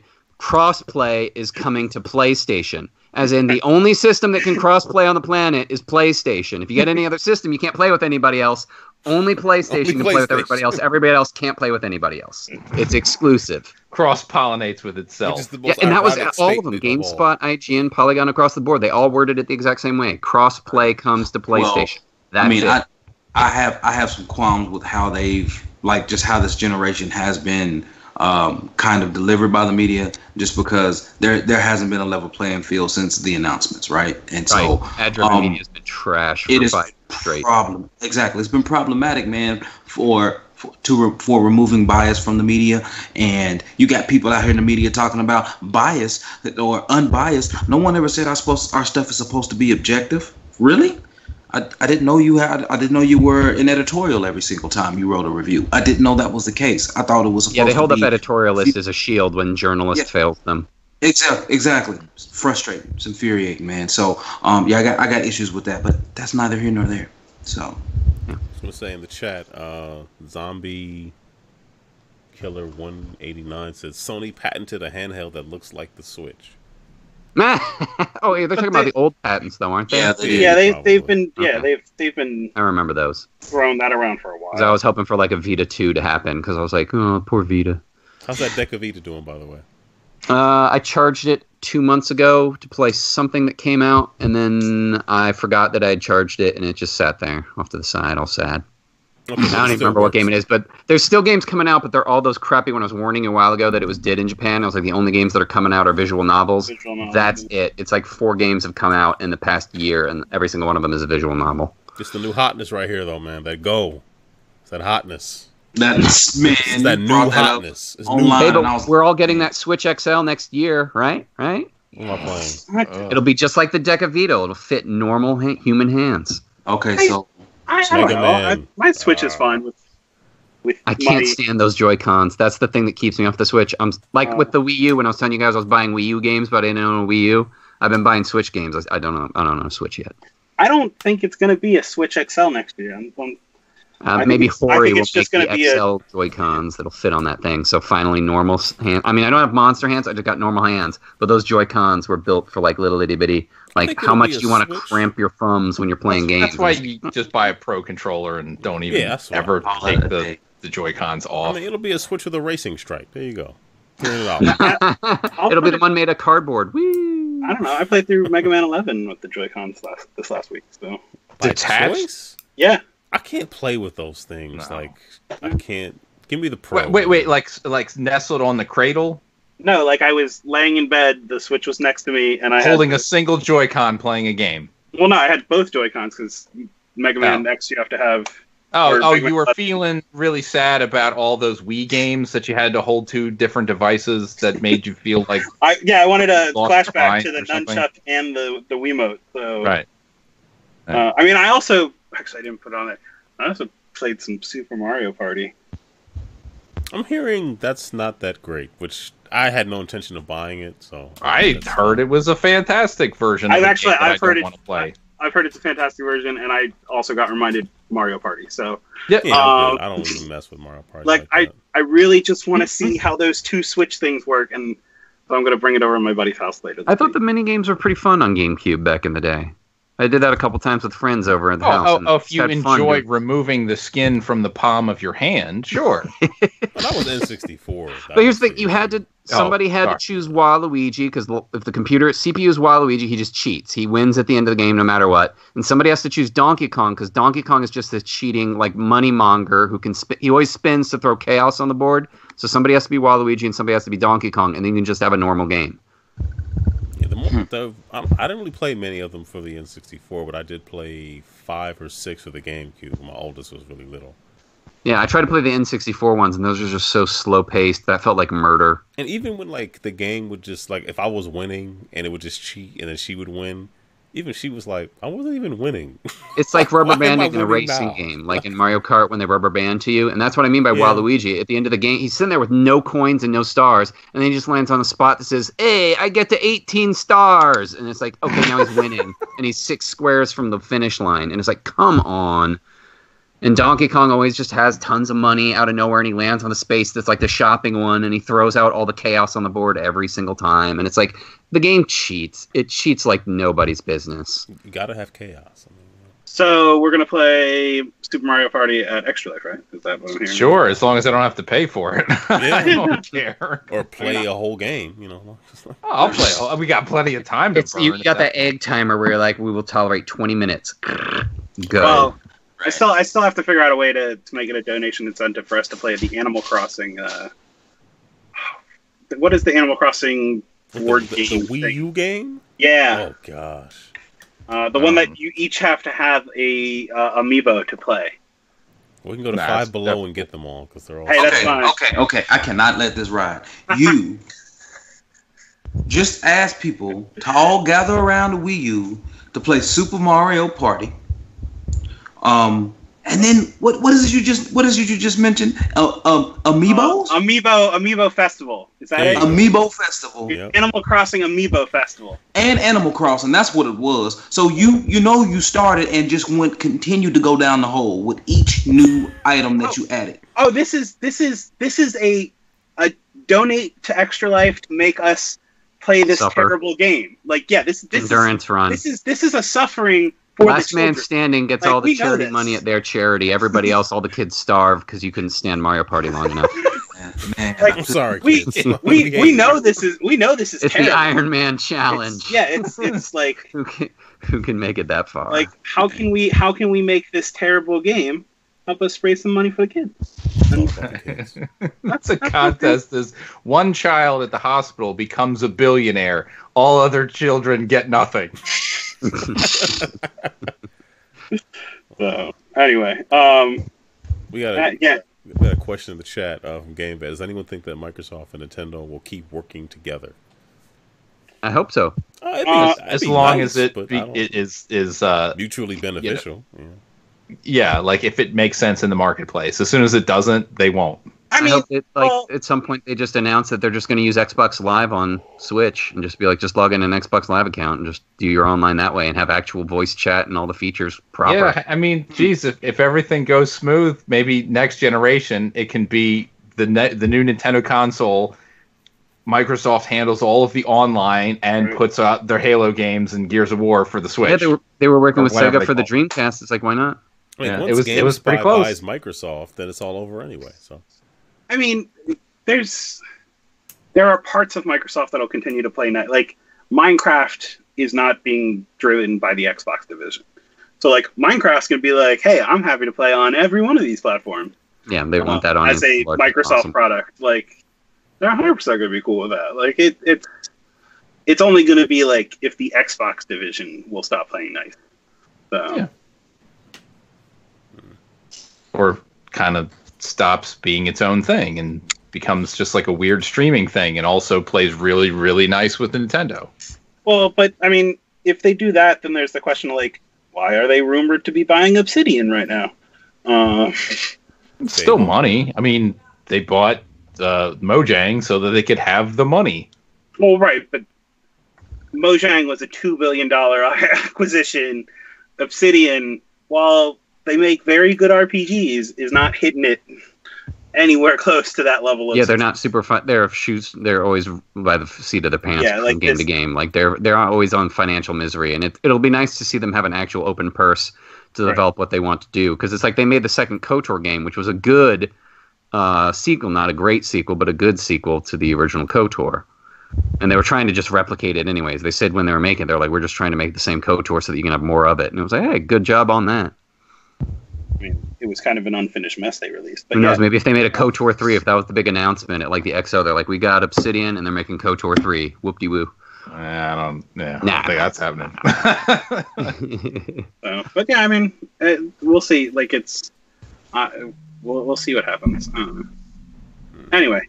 Yeah, in the chat here, Project Vern says, like, real talk, when I was younger and I played Mario Party, I was so done with the AI being cheating pricks, I lit the cart on fire. My parents were like, WTF are you doing? My response to my parents was, killing Satan. Right. Okay. Was there not a game? Was there not a Funko Land you could go get $5 for the cart for whatever? If a game truly wrongs you, you can't subject it to somebody else. I did that same thing to Sudeki when I got to the end of that game. I was so mad, and I was sitting there thinking about, because like there was a 7-day guarantee at GameStop, so I got to turn it back and gotten my like $12 back. But I didn't want anyone on earth to be subjected to how stupid the end of Sudeki is, and I straight up grabbed that CD, put it on the floor, bent it slightly, put my shoe on the top, and snapped it. I was like, nobody's got to touch it. I don't think I've ever like intentionally. I was looking over my collection to see if I still own that. I'm sure I owned it at some point. I probably still do, but it's not like I have like a portion of my OG Xbox games like on my shelf. The rest are just in a box somewhere. It's not on my shelf. They're all there pretty much. I just picked up Sneakers not too long ago. Never played it, but like Toys R Us exclusive. Who buys the games to play them? Jinx.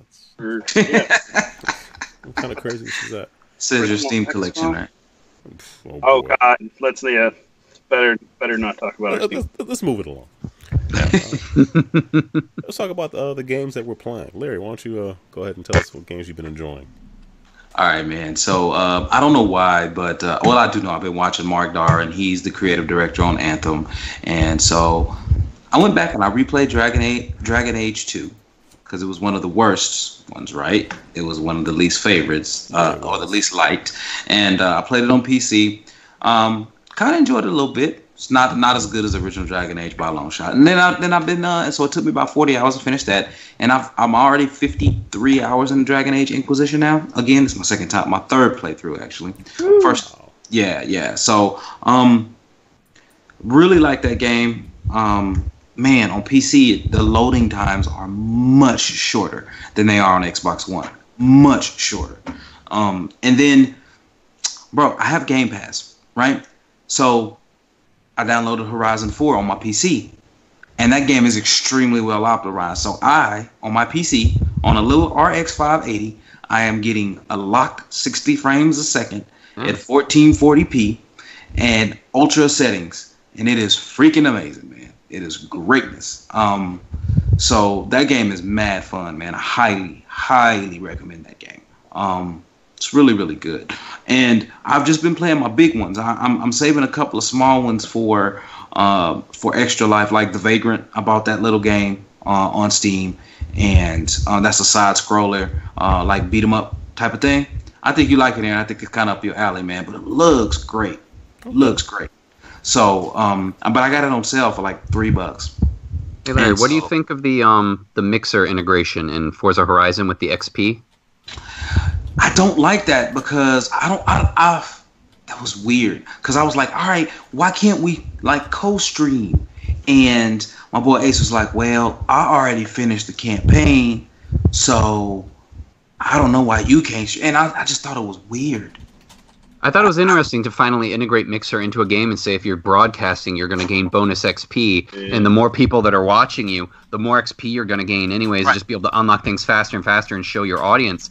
And I was like, this should be integrated in more titles. And like my thoughts were that I thought the like you notice in Mixer, there's always that generic XP in the upper right-hand corner. And I was like, it would be really awesome if they made it so you could just take your generic XP and convert it into any game. And just be like, okay, do you want to take this generic XP and make it into 500 gold and Fable? And I'm like, yeah, sure, great, do it. Right. I think I started Mixer when it was really, really early on because I was really impressed about the low latency.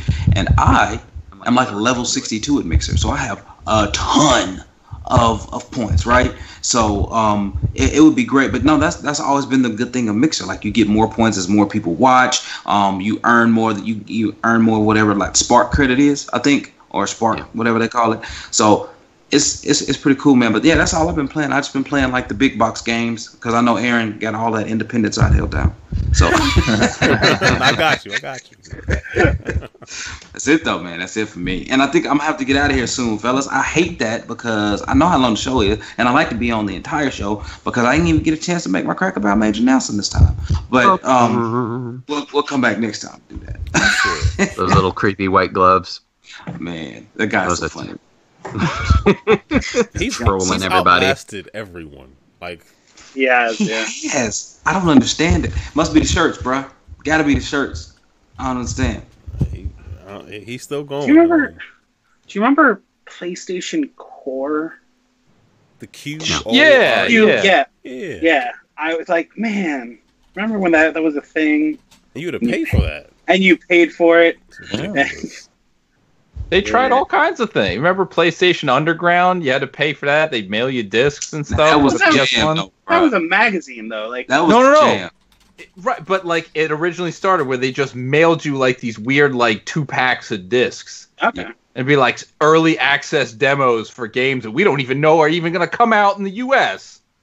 One of my favorite games I ever played on PlayStation was on that disc. I never even owned the game.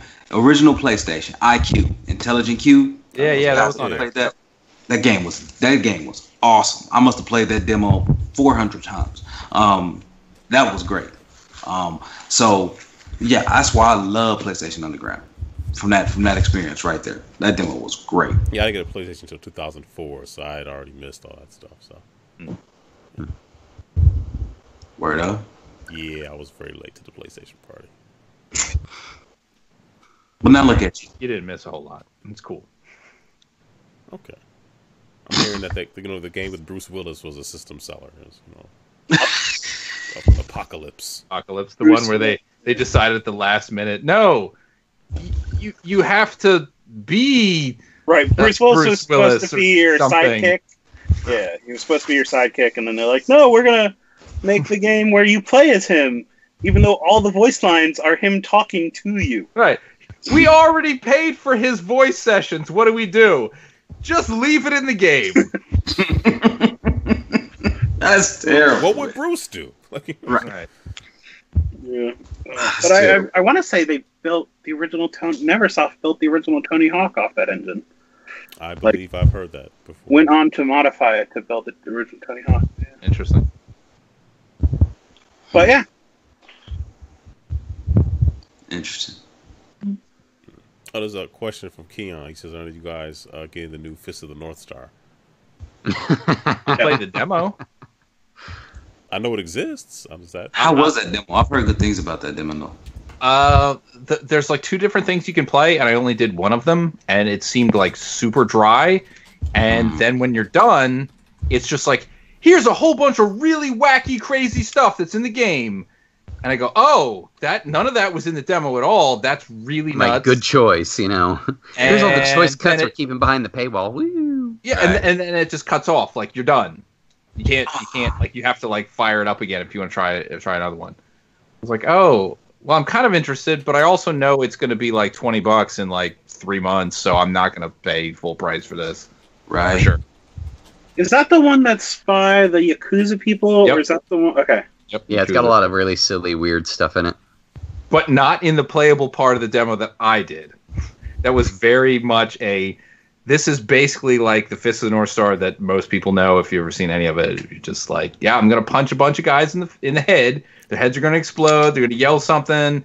I'm going to get some power-ups or whatever. And then I'm handle like the last generation Fist of the North Star games, like a Musu title. Ken's Rage.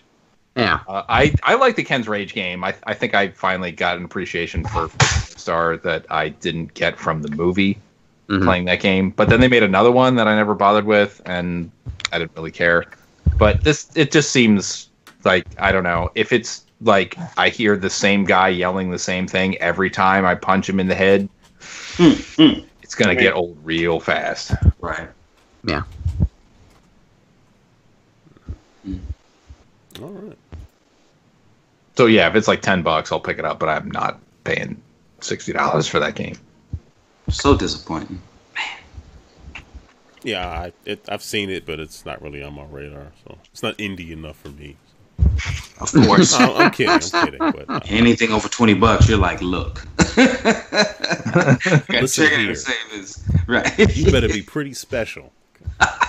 Did you send me a code? I'll download it if you sent me a free code. Yeah, if you send me a code. I'm getting Discord codes now, which is like... I got Discord codes today, too, yeah. I was very surprised. Like, Discord? There's like software on Discord? Discord is doing has a game store now. Oh, like Twitch Prime or something? Oh, man. Sneaky. Well, that's Amazon, right? Yeah, more. But I mean, like, it's like you have to have a separate client to be able to, like, fire any of this stuff up. I don't know. I don't know. No, I've really? only tried one game. But, I think it goes through the, like, it's again a wrapper like Steam is. So right, but it's like not Steam. Like, you need a different launcher to be able to play any of this stuff. You launch it out of Discord. Right. Okay. Like it's specific to their thing. Like, yes, we're giving you a thing that's related to us, so please continue to use us. Yes. You buy it through their storefront. Yeah. It is the thing that you can buy. All right. Who's anyway, next? what if, I think Gooses. Oh yeah, it was a while ago. I was asking about, like, I think it was the last time I was asking. I was like, if you need anyone on the show, I got some crap to say about some games, and it was because you love crap. Well, the whole thing was everyone was getting all antsy about, like, pay to win and microtransactions, etc., and the whole, like, Hitler and the Holocaust over that. And it's like, I I had heard the whole. I got curious because there was that Marvel MMO, the action RPG that got canned. What was that Marvel last year? Heroes, yeah. Was that last year that it got canceled? Yep. The server shut down, and like everyone online was lamenting the fact that like, hey, games as a service, when that stuff disappears, it's gone forever. And I sat there thinking about it, and I remembered the third-person shooter, the Defiance 2037 on the 360 and PS3. And like I played it back in its day, and I thought it was okay. And I was like, "Is that stuff shut down, or is that still around?" And I thought I just wanted to go through it and play all the like story missions and see all the cutscenes and everything they put all the production values into, and not necessarily do the whole grind of it. You know, kind of like if you said, "Oh, I just want to go back into Destiny" before they toss it in the toilet and just play the story mode and press the X button on a bunch of machines. But when I went back to the 360 version of Defiance 2037, I thought I was going to go into like a ghost town with nobody in it because it was like this was last year. So it was like, who's still on 360? But when I went back, there were tons of people in it still playing it on 360. I'd go into a town and there'd be a half a dozen people teabagging the store and jumping up and down on it and throwing grenades in every direction. How do you teabag a store? You get on that roof, get on the roof and you try real hard. You let that roof know that you are discontent with its prices. And you just walk into this town and just go, dude, none of you have anything better to do at all. But when I was playing it, it was like everyone was still there. They had made a bunch of changes to it, which actually made it better, way better than it was back during launch. And I thought that game came out in like 2011 or 2010, and it turns out it came out in 2013. And I was like, that was the end of the generation. I remember it was such a good game. They harnessed all the knowledge. I think it was like the same. It was the same season as the show started. Yeah. Yeah, they were running side by side or whatever, and the game outlasted the show. Yep. But when I went into it, I was having fun. But the thing is, it was clear that the game, once they went free to play and made all the changes, it was absolutely a free to pay to win game. So like I was in the public instances where it's like a raid is going on and everyone's supposed to go into the major Arcfall, and there's tons of players everywhere just shooting like mad. But then pay to win players would show up. And once the pay-to-win players show up in the 360 version, what would happen is the difficulty level of the area you were in was equal to whoever was the most powerful player in the zone. So, like, I'd be sitting there fighting the enemies and doing a good job killing them, and then all of a sudden I'm entering an entire clip into some, like, bug, and it's doing no damage to it. And I'm like, the hell? And then it's like, oh, crap. 2 pay-to-win players showed up, and they're literally just running through one-hit killing everything, just with, like, there's the tiers of the stuff getting up to legendary, and then there's golden perfect legendaries, which you can just buy, which are just legendaries with 100% perfect stats. Max damage, max reload. Huh? How much does that stuff cost? It's around the equivalent of, I think it's like 10 or 15 to get your hands on a perfect legendary. Like the necessary crafting materials to make it is about 10 to 15, I believe. But they're just running around shooting everything with one-hit kills. But the thing is, even though I can't kill anything because everything's like I'm at ego level like 2,000 out of 4,000, and my gear is like ego level 1,500, and I was still ranking highly because the point system, the way it was devised, is how useful you are. So I was reviving players that were dying and shooting critical hits on enemies, which are worth more than just one-hit kills from pay-to-win players. And so it was still viable, even though they were just running around murder, death, killing everything left and right. And I would still get, since I was ranking highly, good loot results from doing it still. So it's not like they were trashing my game by existing. So you had to like kind of learn to coexist. But I was determined to not pay to win. And I was sitting there still just going through the ranks and getting equipment. And eventually I found proper, like the best guns that I'd ever found in the game that were still just uncommon and rare. And I ran into a public instance, and I kicked total ass and took total names. I revived every player I could possibly revive. There was even a pay-to-win player that died, and I ran over to him like, oh, crap, we got to get the pay-to-win player back up, because if he's not one-hit killing everything, we're just going to get swarmed. And when I went over to revive him, he bailed from the match. Like one of my buddies summarized it best by saying, get off me, peasant, and just boop, went away. And I was like, holy crap. Like he'd rather bail than be revived by a non-pay-to-win player. But when the high score table went up to show who won the event, it was me. I had beaten out 8 pay-to-win players, total score-wise, and I was amazed. I jumped out of my chair, grabbed my cell phone and snapped a picture of it because I couldn't believe it had happened. You know, it's on 360, so there's no Xbox record that. And I had won. And while I was sitting there checking out the stuff and getting the photo ready and everything done, my screen was just exploding and exploding and exploding. And I was like, what is going on? And I closed the menu, and all the non-pay-to-win players had seen, because you can inspect the players in the high score table, and they saw someone who wasn't a pay-to-win player had actually, like, I guess it's the rarest of rarest things on the planet. Through skill alone, I had beaten all the pay-to-win players, and they were all shooting explosives on me like it was, I assumed it was like the 20 gun salute where they were just shooting all the explosives on me to celebrate the fact, because I was looking for player to player, and I was like, that guy's not pay to win, that's not pay to win, that's not pay to win, and I was like, they were just celebrating the fact that I defeated all the pay to win a-holes, and I was just like, it felt so amazing to have done that. I felt so good. It's like Wade Watts getting that first key. He's the chosen one. He's the one they've talked about in the legend. The non-pay-to-win player who will defeat them all through just good gameplay and skill. So when I thought it would go backwards compatible, and it never did. And then eventually they announced Defiance 2050, which is weird because it's 2037 is the game, and there's 4 seasons, which are 4 years. So it's supposed to be like 2037, 38, 39, and 40. And then they released Defiance 2050, a.k.a. 10 years later from where the 360 version left off. But what's weird is it's like playing, if they said, here's WoW 2050, and it's just vanilla WoW. Like, all the expansions are gone. They took away all the seasons because they're planning on re-releasing it, maybe to charge you or maybe for free, I don't know. And then they remonetized the game and reshaped the way everything works. It's still absolutely pay to win. There are already the pay to win players running around doing all their one-hit kills. And I still, like, early on when I'm playing with, like, Cody and his roommate, I won a public event again just through skill alone. Although, you know, there wasn't, like, the shower of explosives celebrating the moment or whatever. But, like, I was reading, like, online today, people were talking about, apparently there was a whole exchange between Jason Schreier of Kotaku, apparently the one guy left in ad-driven media who actually does fact-checking, apparently. And, like, he was telling everyone to stop freaking out about microtransaction and treating it like it's Hitler and the Holocaust.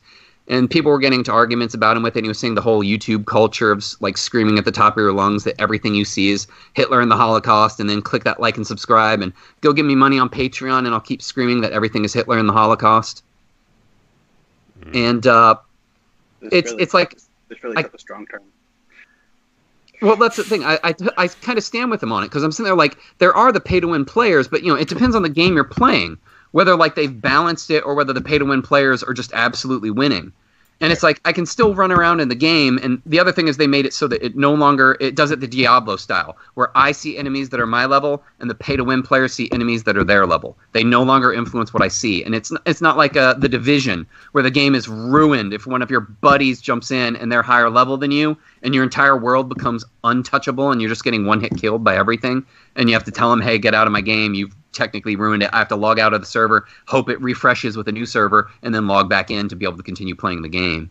Yeah, it's the old sidekick model from like. But like the whole thing was over the Jason Schreier thing was over the new Assassin's Creed Odyssey, and there's that accelerant for 50% extra XP, and it's like Defiance, the original 2037 had all sorts of like XP doublers, skill doublers, faction XP doublers. There were, I think, 22 different in-game currencies in Defiance 2037. 20-plus currencies. And you could buy all of them.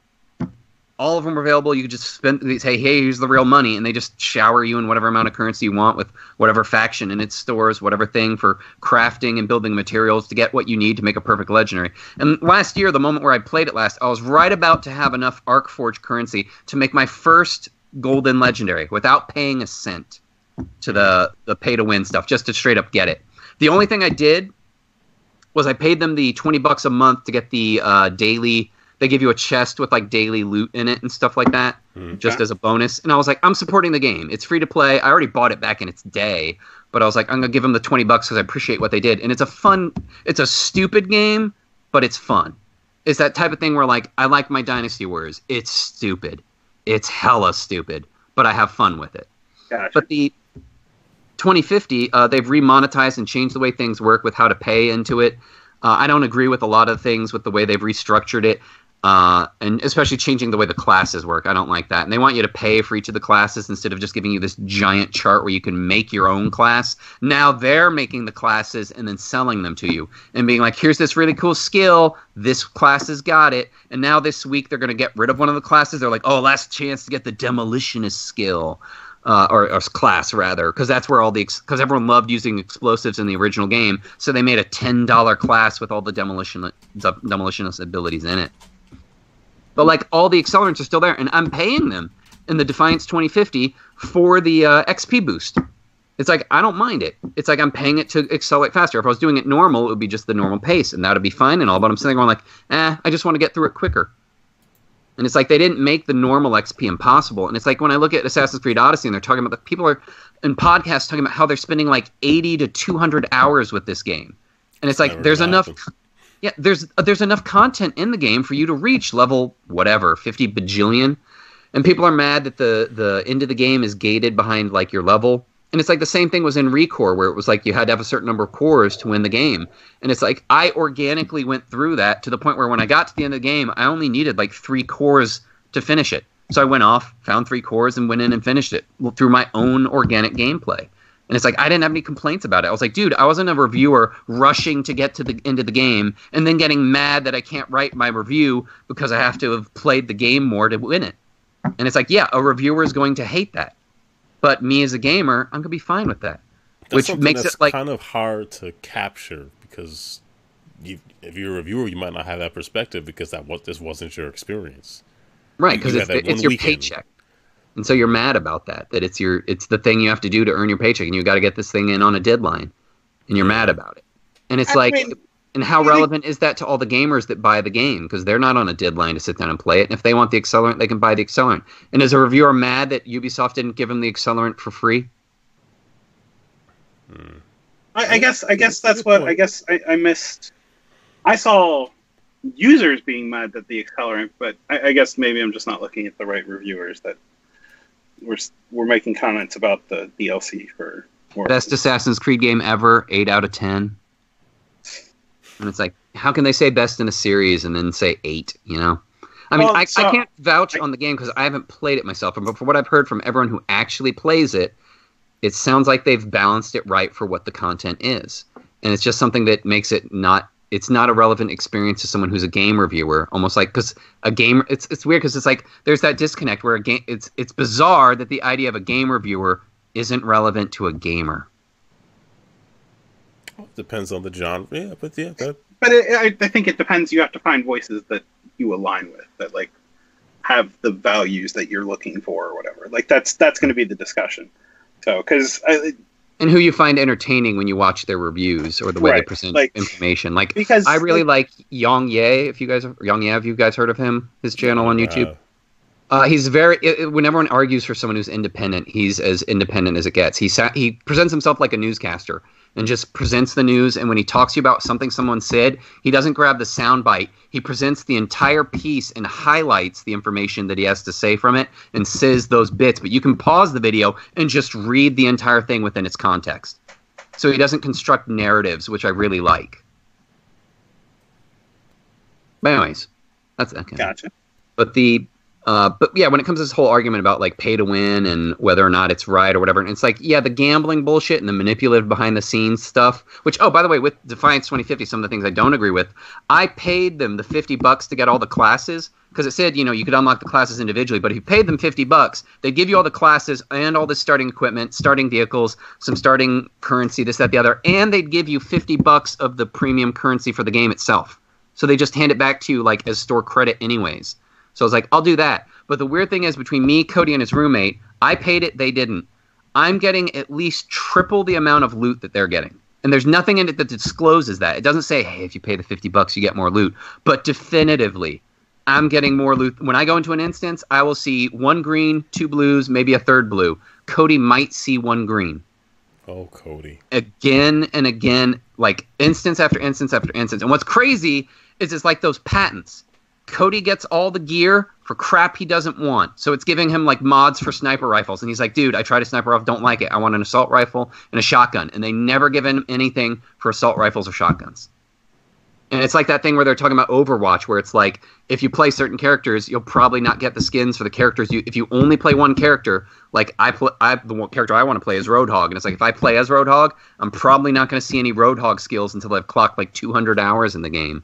I think it was Activision that had the patents on it, where they said if you play the I forget what it was, like a heavy gunner class, they'll never give you the unlocks for the heavy gunner. They'll give it to you for every other class that you don't play, aka pay to get the unlocks for the class that you actually pay, because they're watching the metrics and they know. And that's when that crap gets manipulative, and that's when I'm like, ah. And with the excuse they can use to say, we're trying to encourage you to play other characters, whereas you've already decided you don't want to play those characters. It's not the experience I want, exactly.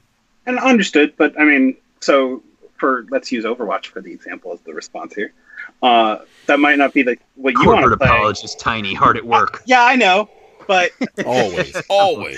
It might not be what you want to play, but you're impacting 5 other people. So, like, play your goddamn role and don't be another sniper on a team that doesn't need a sniper. Like, there's no reason to be that person. So, anyway. Well, if that's really the case, and you're known to only play one character, then the game would be best served if the algorithm map has no sniping points. Yeah. Well, no, to match you up with other people that don't want to play your character. Or you should play quick play. Like, if you're going into competitive and your decision is you're only going to play a single character, not a class, a single character, then you should, like, there is a good chance you are negatively impacting 5 other people on your team. Mm-hmm. Like, they are losing. Awfully judgmental, but okay. Well, no, they're like, if you lose, they lose rank, because that's how competitive works. Yeah. So, like, there is a good chance you are actively, and there are some people that are very good with one character, but, like, there are situations where you have to change. Like, it's just the nature of the beast. All right, we have some comments about microtransactions in the chat. So Keon's saying that he thinks people blow it out of proportion, and it's always an option, not a requirement. And it's also I avoid that stuff. Like, I don't even get mad about that stuff anymore, because if I see it, I walk away.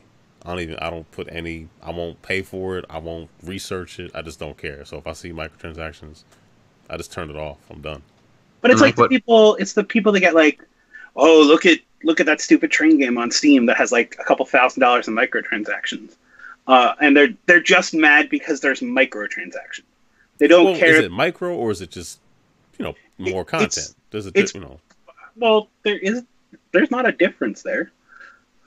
Well, sometimes developers like to make things where they're not actually giving you more content. It's just that the cycle of the game, they want you to pay for an infinite cycle to make that wheel spin.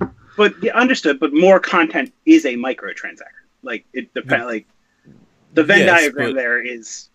Well, not always though. Like, I mean, are you saying DLC and microtransactions are the same thing? Microtransactions, like DLC is 100% microtransaction.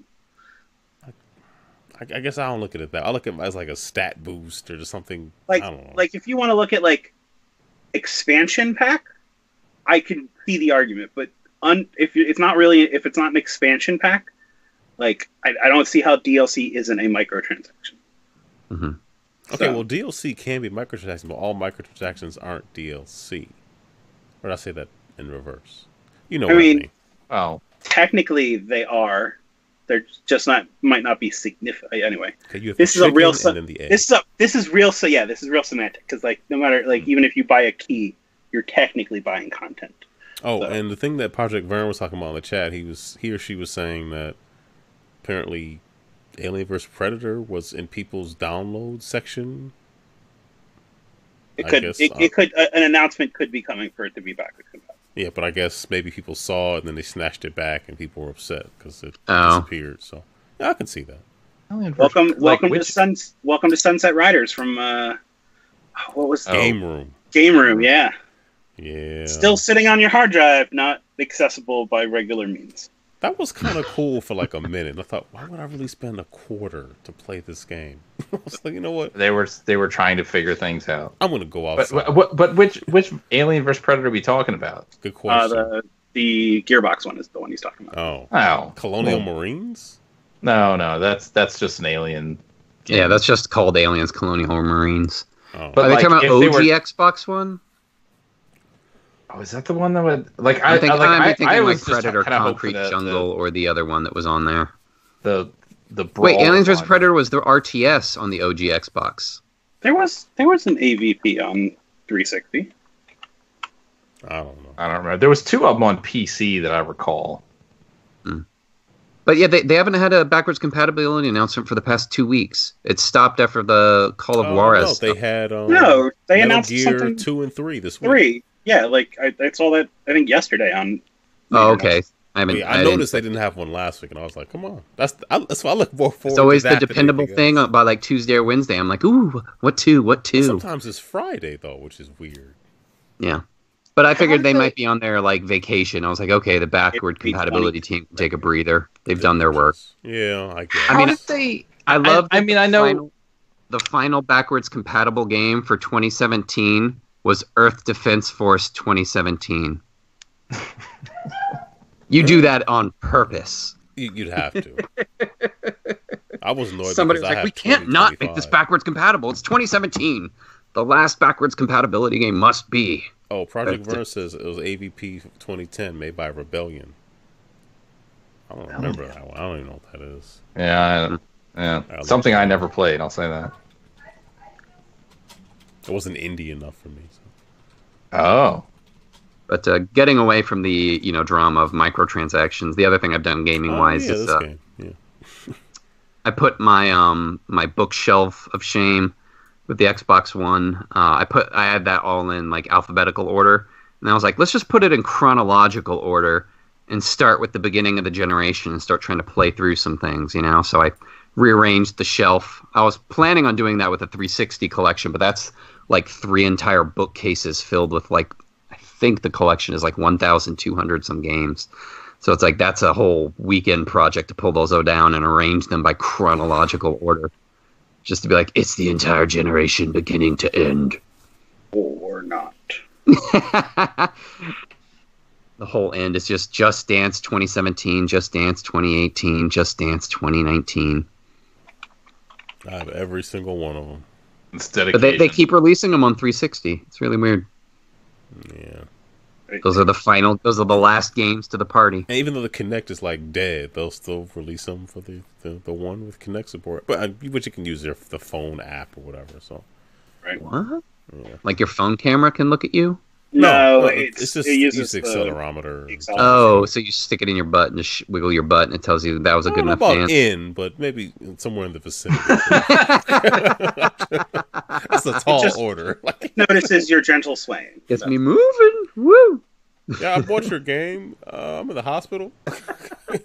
Just stick it in your bum. Put it in your prison wallet and Yes, get to I work. do have the iPhone Max. Yes, thank you. Like, why do you ask?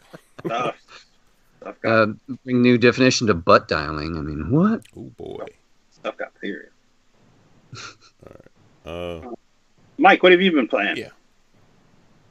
So, hopefully this is the last time I'll ever need to even mention it, but I did finish It darn well better be. Metroid Samus Returns on 3DS.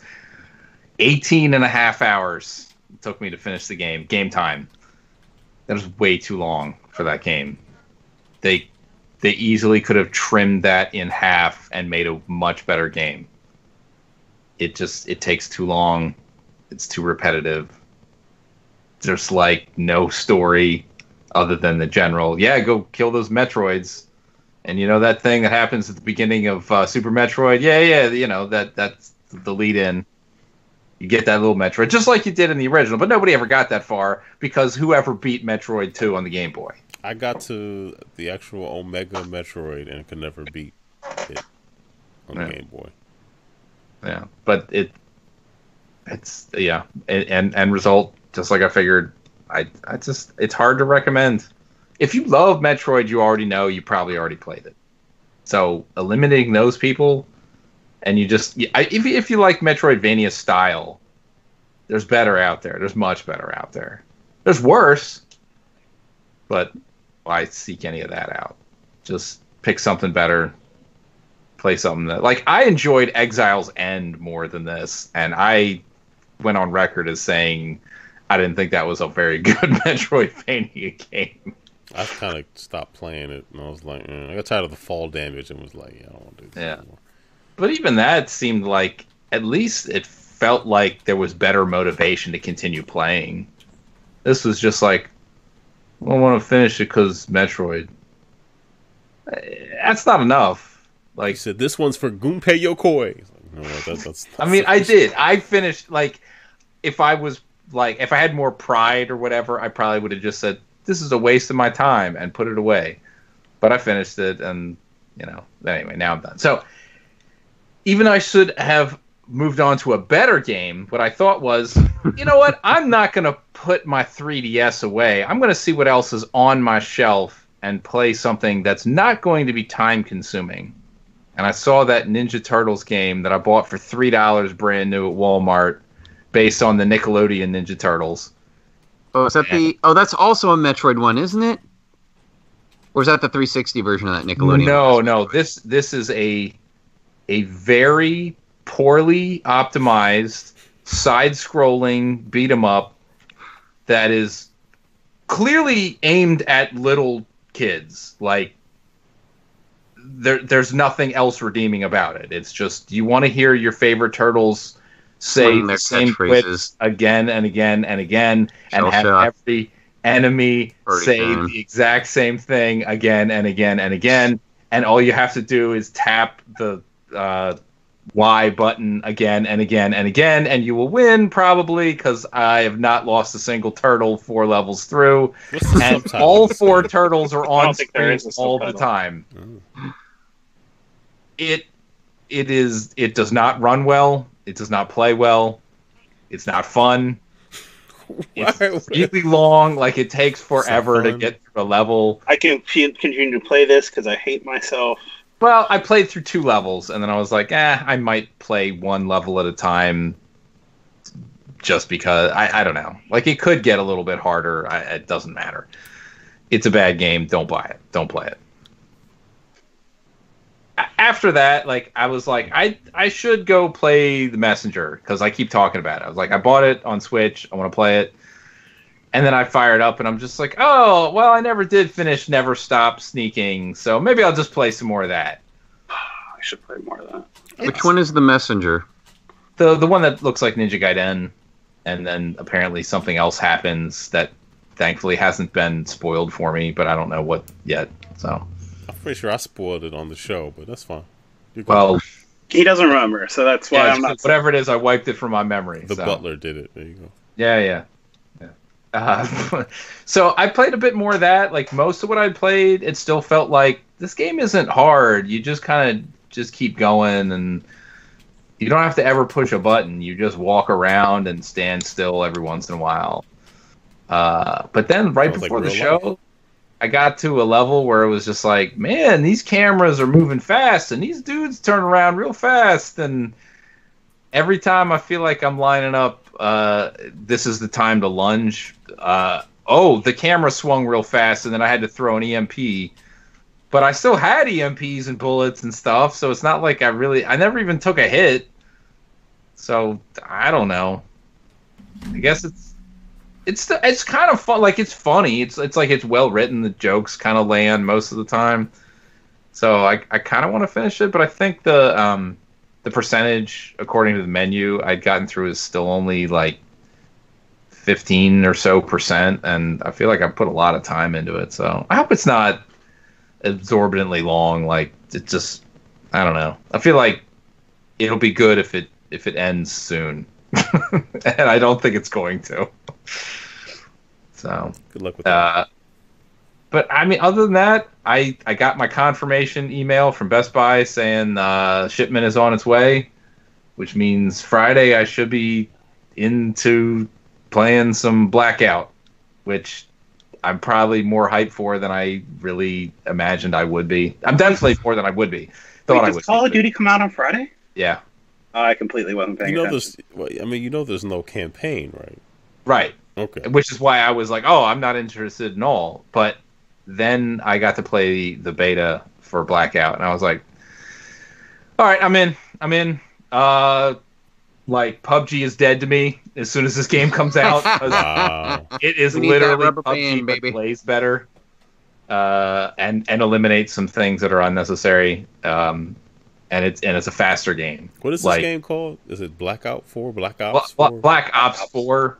Oh. Which is, it's like to me, I feel like really like I have mixed feelings because I liked Black Ops 1. I really liked Black Ops 2.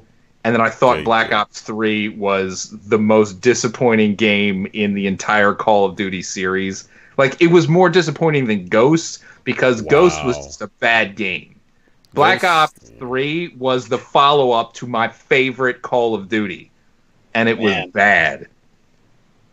So Black Ops 4, and then they're like, oh, and there's no campaign. I'm like, done, never need to worry about it again. And then they're like, but it's the best Battle Royale going.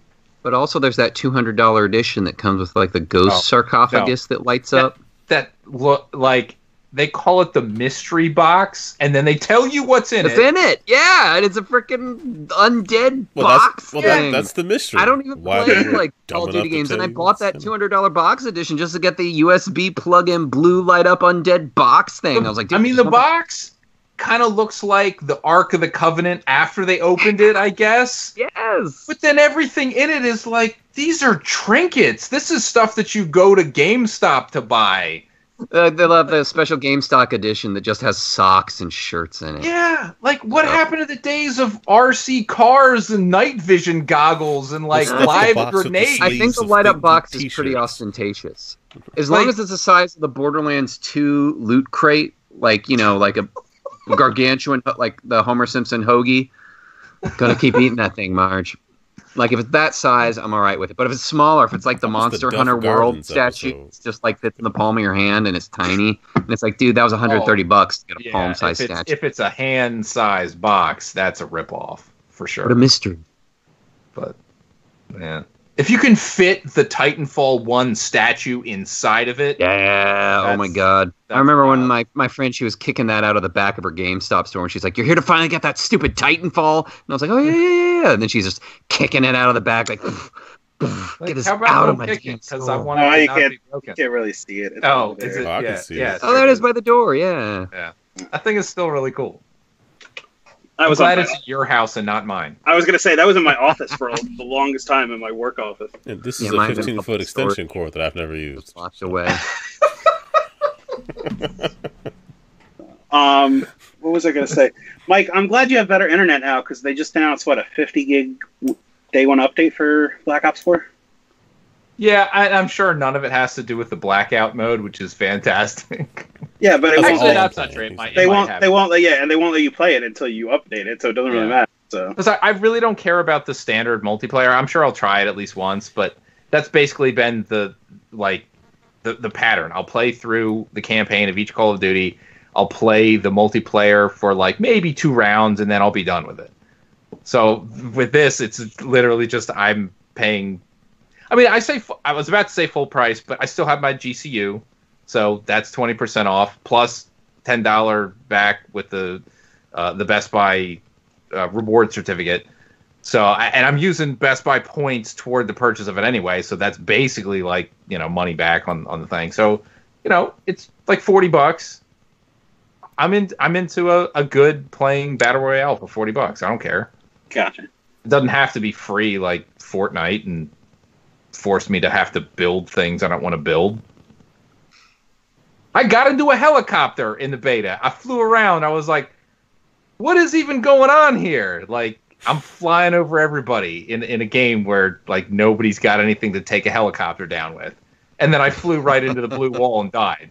But it was still fun because it was like, what is this? Is this a drop? Like a crappy Grand Theft Auto helicopter, or does it control like a good helicopter? It wasn't bad. Like, I could control it, but like the warning was, hey, you're about to fly out of the fight zone. You need to turn around. And then by the time I did, it was just like, turn around, boom, you're dead, out of the match. But next time I'll know not to fly so close to the blue line, and I'll be good. Mm-hmm. But yeah, so that's coming in. Close to the sun. That's right. Don't fly too close to the sun. Wings. But yeah, Friday. Stormy. I'm in, and hopefully I'll still enjoy it as much as I did. I think they're gonna have more stuff in it than was in the beta. Oh, good stuff. Well, if Destiny is any indicator, then good luck. So. Yeah. So. All right. It's already more than a half an hour past when I said I needed to go. So sorry to. I'm gonna bow out at this point. To talk and run. Apologize to be rude, but no, we understand. You gotta do what you gotta do. So. Yeah. I still need to eat some dinner before going to bed. So yeah, it's fun times. It's healthy as after 10 p.m. It's awful. It's the worst idea, but it's either that or or I'll just go to bed. I don't know. I'll figure it out. But anyway, yeah. Enjoy. Give blood, spay and neuter. The good stuff. Have a good night. Donate to your blood, spay and neuter. All right. I'll catch you later. See you, Mike. Good night. Right. And then there were. Do you know what the Metal Gear Solid Phantom Pain fist statue is? Do you remember? So this was a pre-order bonus or a pre-order whatever special edition.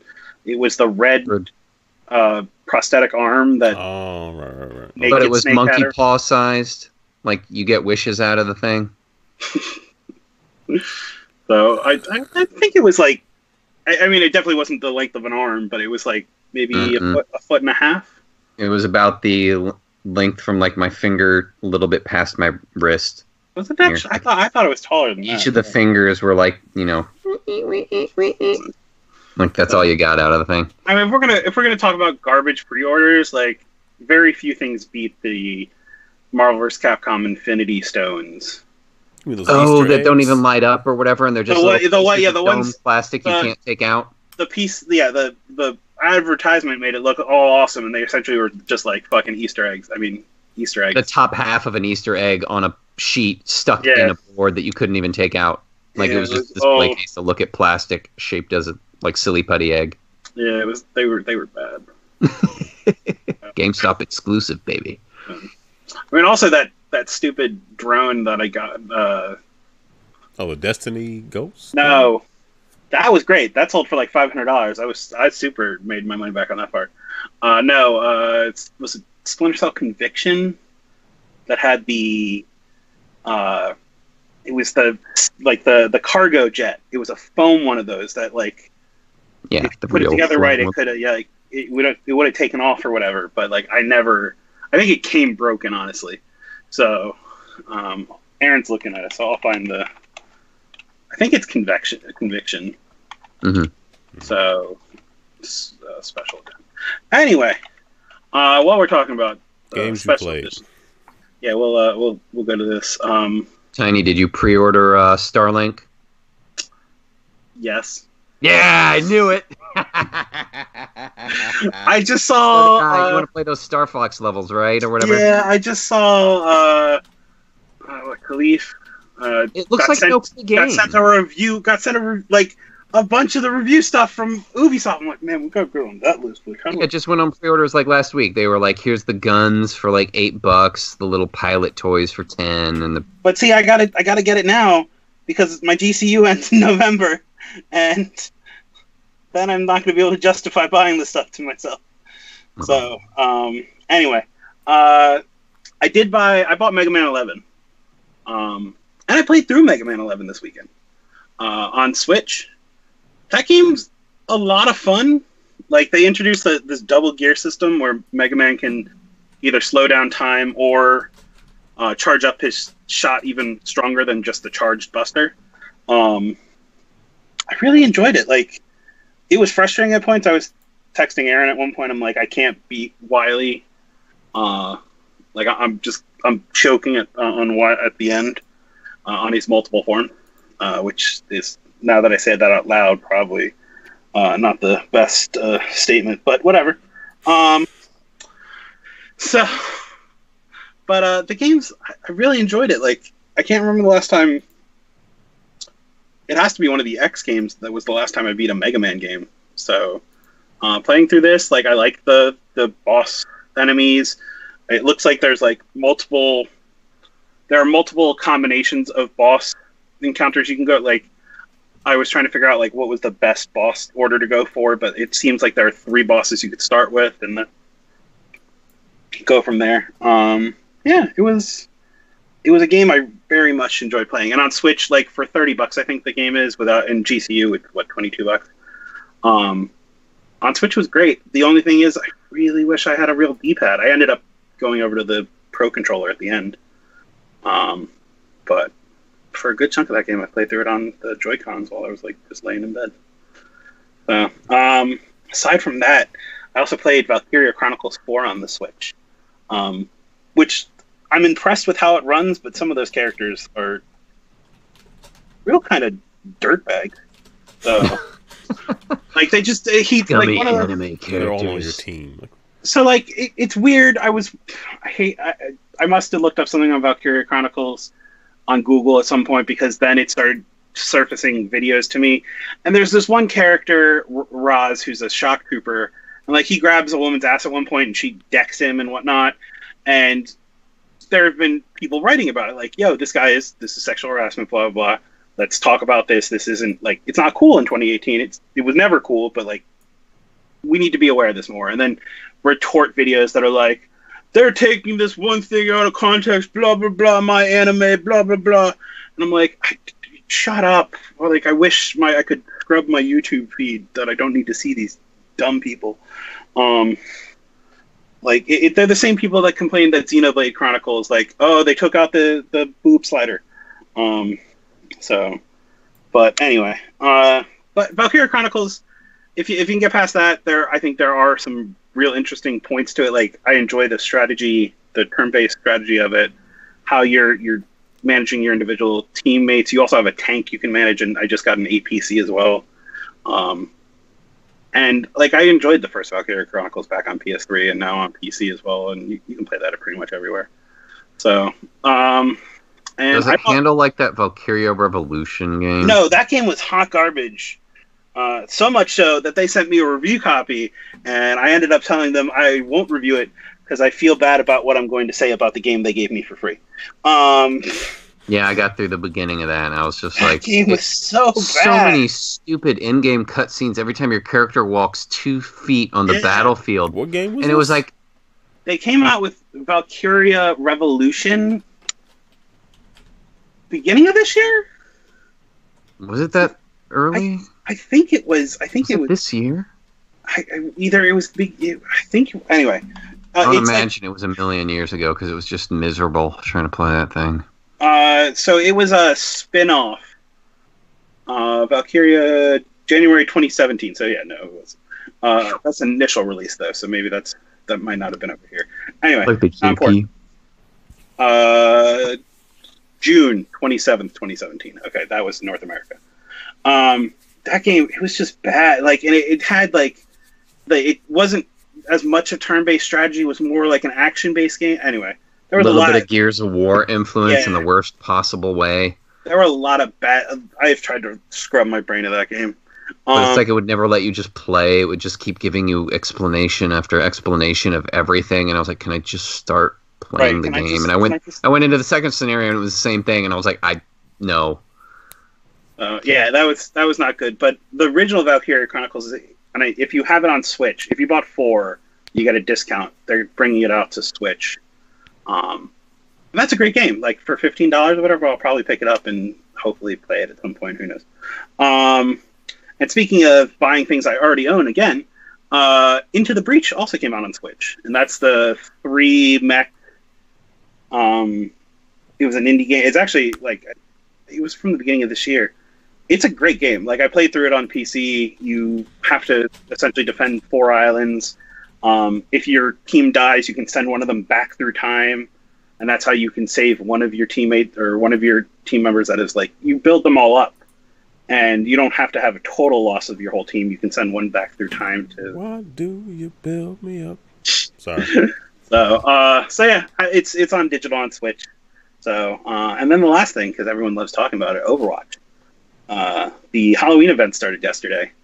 That means new skins and the return of the PvE mode, which is a horde, essentially horde mode. with a set of characters. I started playing it today, and now Torbjorn's in it, who's the guy who puts on the turret, and Brigitta's in it, and it seemed a lot easier than I remember last year's event. So, yeah. So I'll be playing more Overwatch, period, but I'll at least play some at Extra Life as well. So, but yeah. Aaron, what about you, sir? I got this code for At Sundown, and I didn't do it. So I couldn't find anybody to play online. So At Sundown is like a top-downish 3/4 isometric game where, correct me if I'm wrong, Tony, you can only be seen when you're shooting and then in the light. I have not done anything with it yet. So okay, I just did the tutorial. So it sort of reminds. Remember that game Screen Cheats? Yeah. Yeah, that was a game where the whole point was just like local co-op, 4-player split screen, and you were technically invisible. Invisible. Unless, well, no, you're just invisible. Period. Yep. So you just have to like look at the other person's screen, hence the name Screen Cheats, to sort of figure out where they are. But but like each area they were in, like maps were divided into like this is the blue area and this is the red area. So like there were hints looking at someone else's window that you could tell where they were. Yeah. So yeah, if you played like a GoldenEye or whatever enough, then you got pretty good at figuring out where people were just based on the background. So this is not first person, obviously. Like as I said, it's like a top-down, 3/4 asymmetric kind of thing. But I only did the tutorial, so I have no idea how it really plays. But it seemed like when I was under the light, I could be seen, and when I wasn't, you sort of see like a puff of dust. Or if you do a dash move, you can kind of see like a trajectory of where the person moved from. So, I don't know. What was that game we played? Muffled Warfare. No. We played it when you came down when we tested the audio for Extra Life, I think last year. But you were either black or white, and like you could blend in with the background because half the level was like all white, half of it was all black. So like Chambara. That was it. Yeah. Like that game, I remember those kind of mechanics. And there's one other one called like Bushido something where it's not first person. The multiplayer brawler thing. We have a moment to slice the other player. Yeah, but like all the backgrounds are like black and white, and you have to blend in. But it's just 2D. I thought it was like black and white and red or something. Yeah, it might be red too. And you had to. It was minimal color palette, but not straight up like black and white. But yeah, I remember seeing the people just freaking out trying to get that jump on the other player, just a whoosh, like ninja version of Towerfall. Yeah, well, that's pretty neat. Still playing the Gardens Between. I'm gonna say I got kind of lazy. Like it takes a long time to edit all those reviews and stuff. So I just started doing a lot of Let's Plays because I'm thinking, well, I'm already playing this thing. I'm gonna just play it, talk about it, right? Throw it up there. So I threw up a video for the Gardens Between and one for Marble It Up. Already went up. Oh, and I put one up for Pilot Sports, which is not a good game. And I had no idea that game is like a ripoff. I should say ripoff. It's heavily inspired by Pilot Wings. Not nearly as good. And and I'm putting all the stuff in on YouTube for the video and then on the site. And I go to the Nintendo the eShop page. That game is $34.99. I was like, premium. Come on. Like, you could get like that just seems preposterous. $34.99 for that game. That's just wow. Yeah, it should not be about price, but come on, what isn't really about price? Let's just but there's always that developer that pushes that where it's like, come on, man. That's not like 20 what is still Fairgrounds is. But 35? You gotta be kidding me. That game is not that great. That's the thing. To get past the first section of courses, you need to get 5 golds. I had 0. I don't think I even got a bronze in anything. Like it's bad. Oh, thank you, Keon. Keon saw the Pilot Sports video. Yeah, that game is. Yeah, I try to give it a fair shake. I don't want to just start the video off. This is terrible. It sucks. I want to show the game for what it is and just be honest while I'm playing it. Like, hey, I'm enjoying this. Hey, I'm not. So anyway, but the Gardens Between is fantastic. I went back and played some more of Sinner, Sacrifice, or Redemption. That's the game I talked about last week, where it's sort of like it has like the Dark Souls stuff written all over it, but when you kind of in an area, you can just walk up to like any one of these stones and just go into a level and play a boss that will kill you in like 2 seconds. But there's a mechanic where like you can like be atoned. It's like a risk.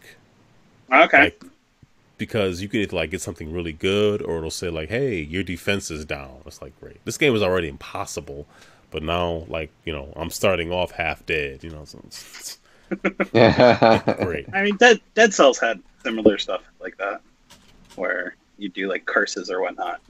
I'm they glad potentially you could. mentioned that. I did play some. I played some Dead Souls this week. Mm. I kind of forgot. That game is. I'm not very good at it, and I don't ever like really see anything very far into it. But I love the way it plays. It is just. I don't know. It looks good. It sounds good. It's tight. Like the controls are really tight. Well, it does have that loop of you're going to die, you have to start all over again and try to make progress. But that's what's in now. So yeah.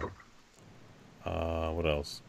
I started My Memory of Us, and I'm not gonna say I'm underwhelmed. I'm just whelmed. if that's a okay, word. Robin. It's it's one of these games where it's not like point and click, but you can only interact with so many things on screen. So if there's a door you walk by, you can go in. It'll be like a big up arrow. So just press the up button on the D-pad. I'm playing on PS4, or the analog. Press it up, you'll go inside, and you solve little puzzles. Like I had to move dinner plates around to a certain spot in order for the old man who I gave the apples to like come from behind the curtain that I could have easily moved myself. I don't know. It's like a flashback kind of thing where somebody's telling a story about how they got to where they were. So I'm hoping maybe some of the narrative bits make it more interesting. But so far, the gameplay, it's not that the puzzles are bad. It's just nothing special. So Gotcha. hoping it kind of makes more of a mark on me. And this is really short this week. And then the last thing is I didn't play it yet, but I did go in and install it. But you can get the Mark of the Ninja remastered. You can buy it for $20, or you can get the remastered version for free if you own it already on Steam or on Xbox 360. If you own that version, and you have the DLC. If you have the game and the DLC, it's free. If you have just the game, it's $4.99. And Mark of the Ninja is awesome. So how do you do this? Well, I just happened to just go to Xbox.com, just the website. Clicked on it, and I realized it says it was free. I'm like, oh, because if you have, apparently I bought the DLC as well, so the game is free if you bought everything that was available previously. Gotcha. So that's pretty nice. That's a really good game. So, honestly, I was a little, I mean, Clay made Mark of the Ninja, and then they made Shank 1 and 2, right? I think that's the other way. I think they made Shank 1 and 2, and then Mark of the Ninja. I want to say Shank was before Mark of the Ninja. But those games were fun, and I know Clay went on to make Don't Starve. I have no interest in Don't Starve at all. I just that's just not my thing. So I mean, I would love to have a sequel to Mark of the Ninja, but a remastered version, I'll take it. I remember like almost none of it, so it's almost new to me. Even though I did beat it on 360, but I just I was looking at that on Switch too. I'm like, I just don't want to rebuy it again. So. Well, maybe you don't have. I mean, yeah. Well, if you want to on Switch, you don't have to have. Yeah, if I want on Switch, there's no upgrade path like that. I'm looking at the chat. Keon says he played Truck Driver Simulator. It's so real. I feel like I'm driving a real truck. Keon. I feel like we should have a talk. I feel like that's like me playing like your job. Yeah, let me tell you about how well they nailed it. Excel Builder Simulator 2019. If the truck driver thing let you build your cab so Keon could recreate what his cab looks like when he's driving, put the same little like tiki lady on the front dash and like whatever curtains he's got behind himself, and be like, by the way. Yeah. Well, if Keon's having fun, if Keon's good, I'm good. So. Yeah. But yeah. Though he was, what was it? Keon was mentioning, have you ever played with a steering wheel? Like, have you picked up Horizon 4, which Larry had, but unfortunately had to leave? Now, Goose, you have a whole rig set up for, like, driving, don't you? Let's see if I can tilt over. That's the car seat right there. And there's Tom Servo and Crow. I think there's a steering wheel over there. Yeah, Goose has the whole setup, so he's good. I guess the answer is but yeah, I yes. haven't set it up for Horizon. I booted it up initially, and I went into Mixer first and watched a stream, and it said the little like congrats pop up saying like you've earned XP for playing the game, and then I went into it and did the initial race, and then started just driving around. Like it said, go here or go here, and I was like, I just went off into the distance and just slammed through fences and chased down livestock and stuff like that. I was just like, this is pretty awesome. It looked amazing. The whole like 4K resolution on like HDR, just amazing graphics. But I was only in there for that like 10 minutes and just confirmed that I got extra XP. Like when I started out, and it was like immediately before even doing a mission, it was setting at like 3/4 of a level, and I was like, yeah, that's pretty cool. No wonder everyone left like Mixer on autopilot, just watching somebody stream overnight just to keep accruing. It's like all those 3DS games where I'd always put the analog stick rubber banded forward so that I'm earning my stamina running against a wall. Yeah, the things that we do. Yeah. Autopilot.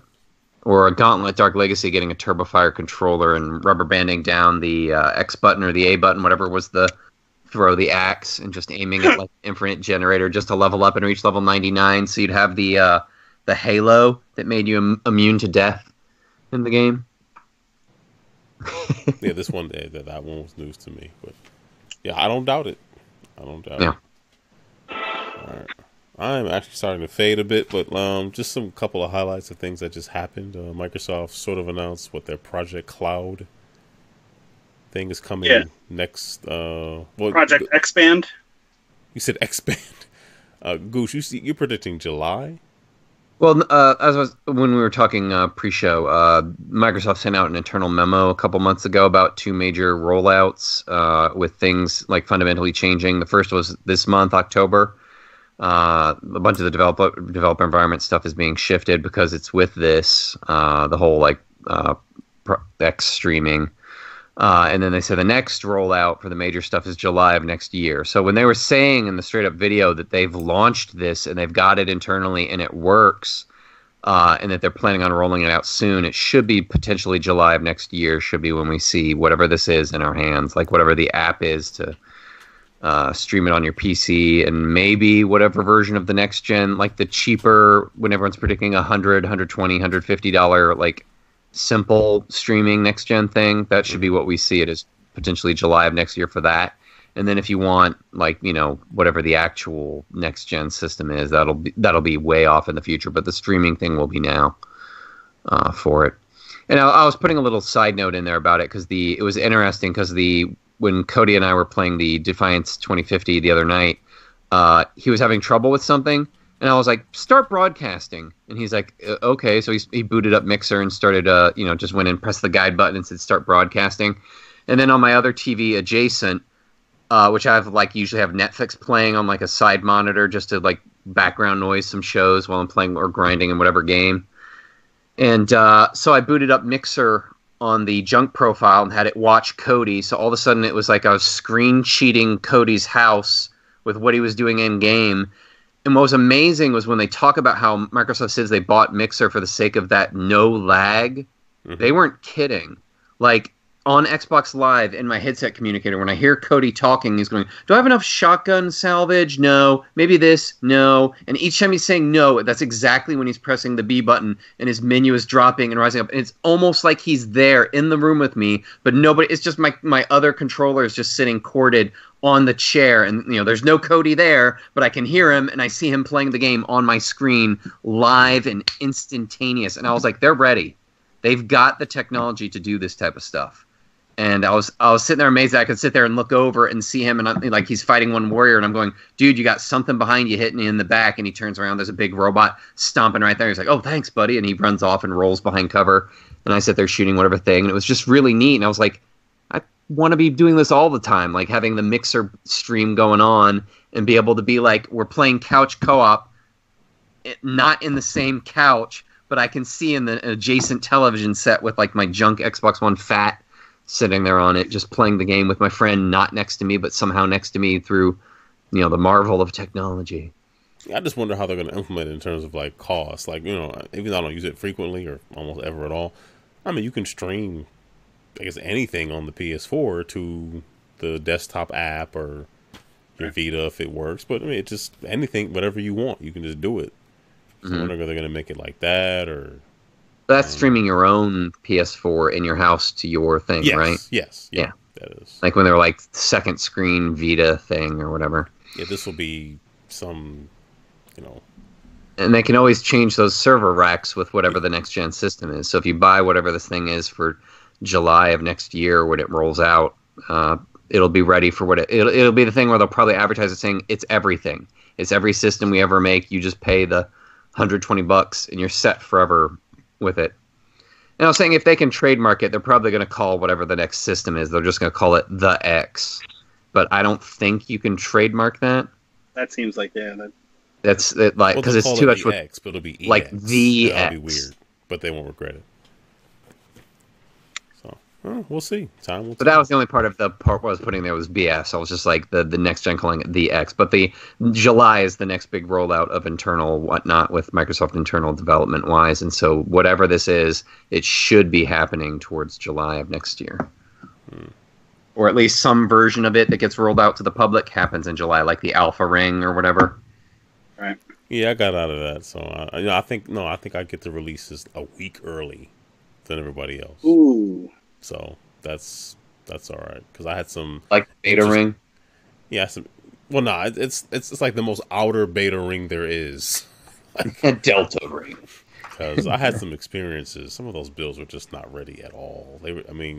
Yeah, you are truly an alpha tester when you sign up for that thing. Yeah. Like that, it will it's break always your box. it's always weird to me when someone's in the alpha ring, but they don't talk about the fact that when they're sitting there like, "Oh my God, Microsoft has ruined the dashboard. It's trash. It's crap. It's garbage." And it's like, "Are you in the alpha ring?" And they're like, "Well, yeah." But, And it's like, well, why aren't you talking to Microsoft about this? Why are you on your stupid podcast complaining that it's the worst thing since Hitler and the Holocaust, but you won't mention anything to Microsoft about, oh, well, I just joined it to get backwards compatibility before anybody else.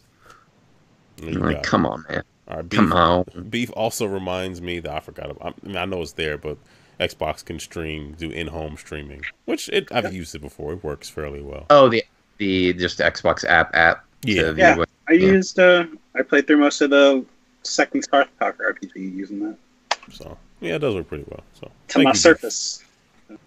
And we talked about this before a couple weeks ago. The Google's Project Stream, where in the beta you can play Assassin's Creed Odyssey. So. But only till January 15th, if I remember correctly. And on them. Okay. You will not have access to your save data after that. There were some caveats. Other things I don't think people knew. Also, they're gonna, as we get closer to January, they're gonna keep increasing the price of the XP doubler. Or no, 50% bonus. So they're gonna be like, it'll be like $100 on like December. And you're like, the thing used to be $10. Should have gotten it when it was 10. Terrible. Google Plus is dead. Also, Google Plus had a huge breach. So anyway, yeah, 500,000 people's data was probably accessed. And the last thing is on the Switch. If you subscribe to Nintendo Online, the new games are NES Open Golf, Solomon's Key, Super Dodgeball, and there's a special enhanced version of the original Legend of Zelda called The Legend of Zelda: Living the Life of Luxury. Apparently, it gives you more rupees and a bunch of items up front. Yeah, you get bombs and keys and all this stuff. Yeah, at the start. Magical, you have the magical shield up front. That's pretty neat. Yeah. One other thing I will mention is there's a new Star Citizen trailer up. So pasted in there. Yeah. So talk about your virtual real estate you can buy. I don't know. I don't remember how much the ship was when I bought it 5 years ago or whatever. But I look forward to playing with it when that game is a game. So, I am downloading the Alpha 3.2 right now to see if there's something new. It says my ship is flyable, so I guess that's cool. I don't know flyable where, but anyway. But there's a bunch of like Gillian Andersons in this game now. John Rhys Davies is in it. Like half the cast of Game of Thrones. Somehow a couple holograms of dead celebrities are in there. Yeah, like I'm waiting for them. Gary Oldman's in it. Gary Busey. John Rickman. Only Gary Busey's teeth are in it. And half his forehead. Yeah. Yeah. So we want to do our wrap up? Yeah, so I'm gonna wrap this thing up. So I'll Larry had a couple of shout outs that he wanted to be read, I guess. OFR, Open Forum Radio. That's the network that Larry is a part of, so check that out. He also want to talk about at Good for Gaming, the Extra Life Squad. So friend of the show, Dave, he's in Boston, right? He is. Yeah, he's in Boston. I believe he's a listener of the show. He definitely retweets and supports. We always appreciate that. He's a big Extra Life guy, so shout out Good for Gaming. Shout out to David. And yeah, Goose, you are up. Yeah, shout out to you guys first and foremost. You guys rock here in GameEnthus. Shout out to Keon in the chat. My buddy Matt as well. We've been doing his school is testing 3D printers. So at his house now he's testing because they don't want to waste a bunch of money with the kids experimenting and failing at like 3D printing. So he's doing a bunch of printouts there, and I'm going to be handing him some 3D files. So we're going to be playing around with that over the weekend and see how there's certain things you have to do to smooth those things out. So we're going to be experimenting with 3D printing for a little while. And Cody, as always, we'll be playing more of those Pay to Win Defiance. Woo! Oh, can you retract the shout out to Keon? Because he just said he's not opened his Switch from I Christmas just noticed last that year. too. I never want to hear any. I never want to hear any stuff about the purchases. I don't have any unopened consoles. Well, okay. Games, yes. I do have unopened consoles, but right now we're judging you, not me. So you know what? I'm going to go with straight that. Judgment. Right. Street. Like I have an unopened red Wii because I thought it was going to be like a limited you thing. already have a Wii, so that doesn't count. So like, okay, I've actually not played my IQ, but should have never opened that Star Wars 360. I was gonna say I have that Star Wars 360 that I totally forgot I pre-ordered. That is an amazing special edition. I've not played my Sega Master System 2, but I do play my Master System games, so that's yeah. But the Switch is no excuse. Yeah, like no. You're being judged, Keon, harshly. I'm sorry, Goose. I interrupted you. Go for it. Yeah. Anyways, and also to Keon, what's going on with the? Aren't you bringing Cody and I on your show for something about like throwdown about Sony financials? Oh, we'll have to say hey-o and Sony figure out. Sony is a non-profit organization. Yeah, they're just here to for the gamers, right? Make things for the gamers, like yeah. Guys, this ship on Star Citizen's $310. I think we should buy it. Sweet. Define we. I think we should get together and buy it because it needs multiple people to pilot it. It's $10 more than the Forza Elite controller. Buy another Elite controller. All right, there's that extension cord again for no real reason. We just play. Okay. I tell you, the hand-stitched leather is amazing on that thing. Or PlayStation TV or whatever, Vita TV. This is one of the 8-bit do things, or 8-bit do. I don't know, one of them. When you play on your Nintendo, these analogs are really, really small. Here's Spider-Man: Friend or Foe. I didn't play that one. That's the little children brawler. Every for everyone one. Oh, I like the one Shattered Dimensions. That was my game right there. Well, Shattered Dimensions, the one at the beginning of the game where Spider-Man jumps up. Shattered Dimensions.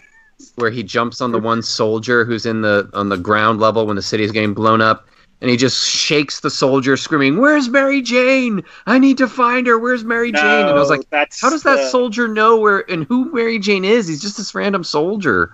No, I think that's the other one because he's worried she's going to be turned into a symbiote. No, he his weed. And you have to fight on the side of the building or whatever.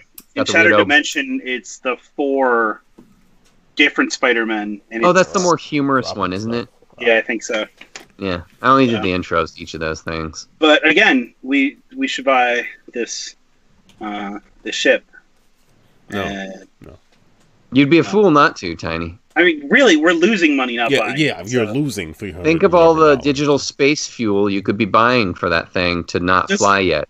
Just remember, also, you get insurance on it, but that also means after you use your insurance policy, what happens after that? It all blows up and you get paid? Well, no, like after you file out for that insurance, do you go buy another policy? Or can you buy another policy? Or is it possible? It works like the GameStop replacement plans. You spend that $1.50 on the disc, and you got to spend another $1.50 after that disc breaks on the new disc. There's the Hammerhead, only $625. Like, what a deal! Heavy gun. A steal. Okay, we're gonna demand that you do your shout-outs at this point because we're going down a rabbit hole.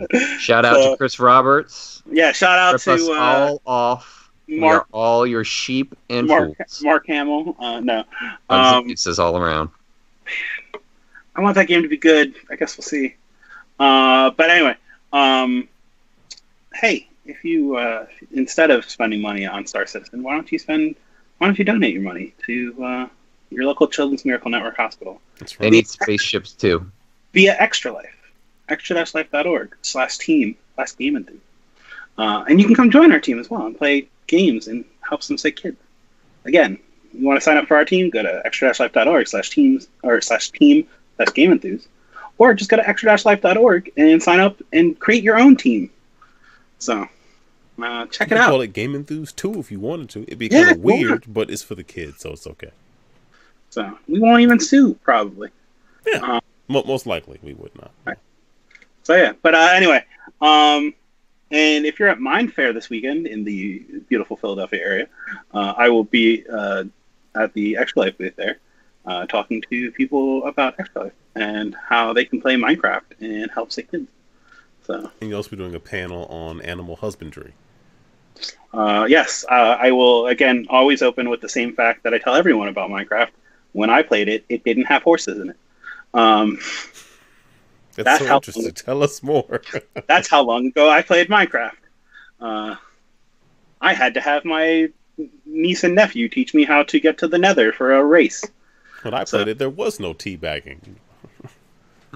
All my nephew likes to do, or used to, is run up to me with dynamite and blow up, and he thought that was the funniest thing ever.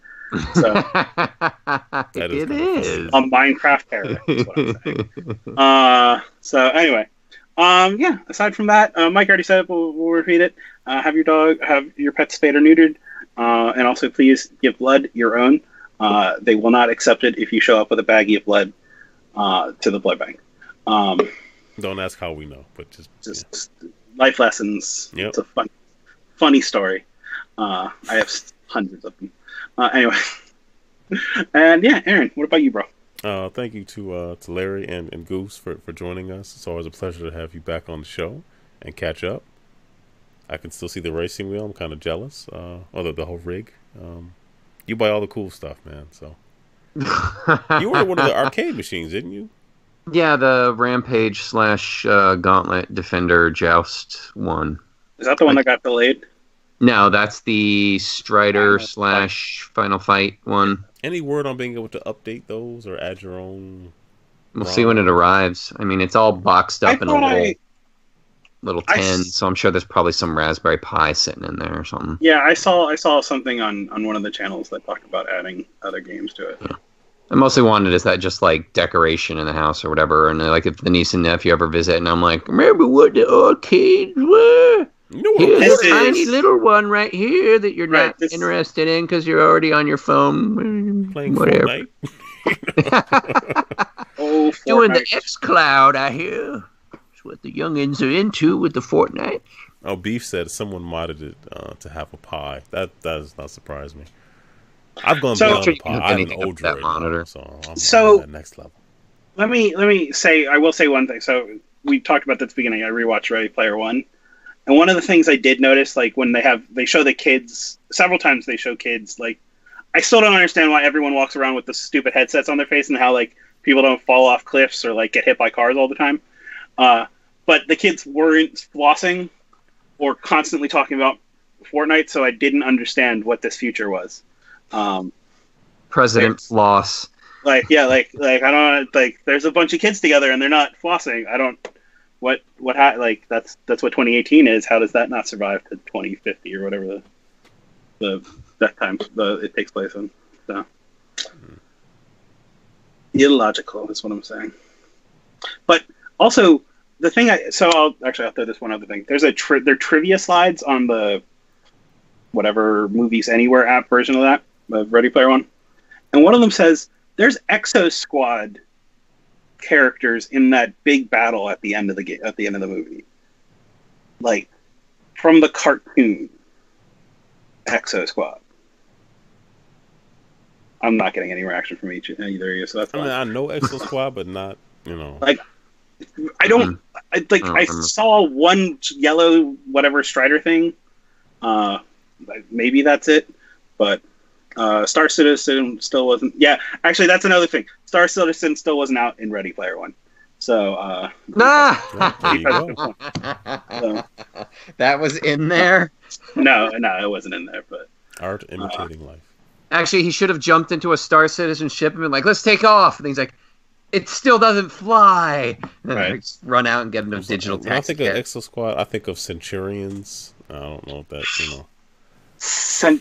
Centurion. Anyway, whatever. Yeah. Classic cartoon. Exos. Is that just the XO Squad? EXO-SQUAD. Oh, EXO. Okay. Like they got in mechs, and there was this whole thing about. Oh, I think I'm recalling it. Kind of neon color giant mech things where the arms did just the like that movement. Yeah, that kind of thing, and then yeah, there we go. They fought against another, essentially a race that humanity created to terraform planets for them and whatnot. And then they're like, "Hey, we're sick of being your slaves and whatnot, so we're going to fight back." And essentially, all the construction equipment are what get turned into military mech kind of deal. Yeah, I think I vaguely remember the cartoon for this. Like the cartoon goes serious places for what is essentially a 20-minute toy commercial. Yeah, I remember the aliens being very angry about humanity. Like there was guns upon guns upon guns. Like just there was a Genesis. There was a Genesis game that was pretty good. Okay. Anyway, Mega Drive. I was gonna say, just shout out to folks who are in the chat. There's so many people. A lot of people stopped by today, and some people followed on Mixer, and we appreciate that. Yeah. Thank you for checking us out. Yeah, thank you to Tiny and Mike for their time, their unpaid time. Which they're very comfortable with that. So yeah. Still not being paid. Still not being paid. And if you want to leave us feedback, you can always send us an email at podcast@GameEnthus.com, Tiny415@GameEnthus.com, AssaultSuit@GameEnthus.com, or Aaron@GameEnthus.com. If you want to leave us a voicemail, it's 202-573-7686. And we're on Twitter @GameEnthus. So, and on YouTube, watch some YouTube videos, like them, comment, make other people watch them, all the normal stuff you would do with YouTube videos. And we're on Spotify now, so you can listen to us on Spotify. Until they kick us off Spotify. So listen to us on Spotify while you can. So, all right. Yeah, it's been a long week. I'm starting to fade a little bit. And I guess it's hump day, but we're getting to the end of it. But Goose, any final words before we get out of here? We have faith in you, Chris Roberts. You're gonna do it. You're gonna make those ships happen. Until then, Starlink. Man, I bought that Switch version just because of Star Fox. So anyway, hey, Dave Lang's doing one of his Extra Life streams tonight. So, and he's already gotten some nice donations. So, if you want to go check out an Extra Life stream and maybe donate, go check it out at J Jabroni or whatever. Joseph J Brony. All right. Someone on the front page of Twitch is playing Friday the 13th right now. Imagine that. That's so weird. In the month of October. In the year of our Lord, 2018. You just took the words right out of my mouth. And now we gotta go. Yeah. Adios. Bye, everybody. Have a good one. Yep.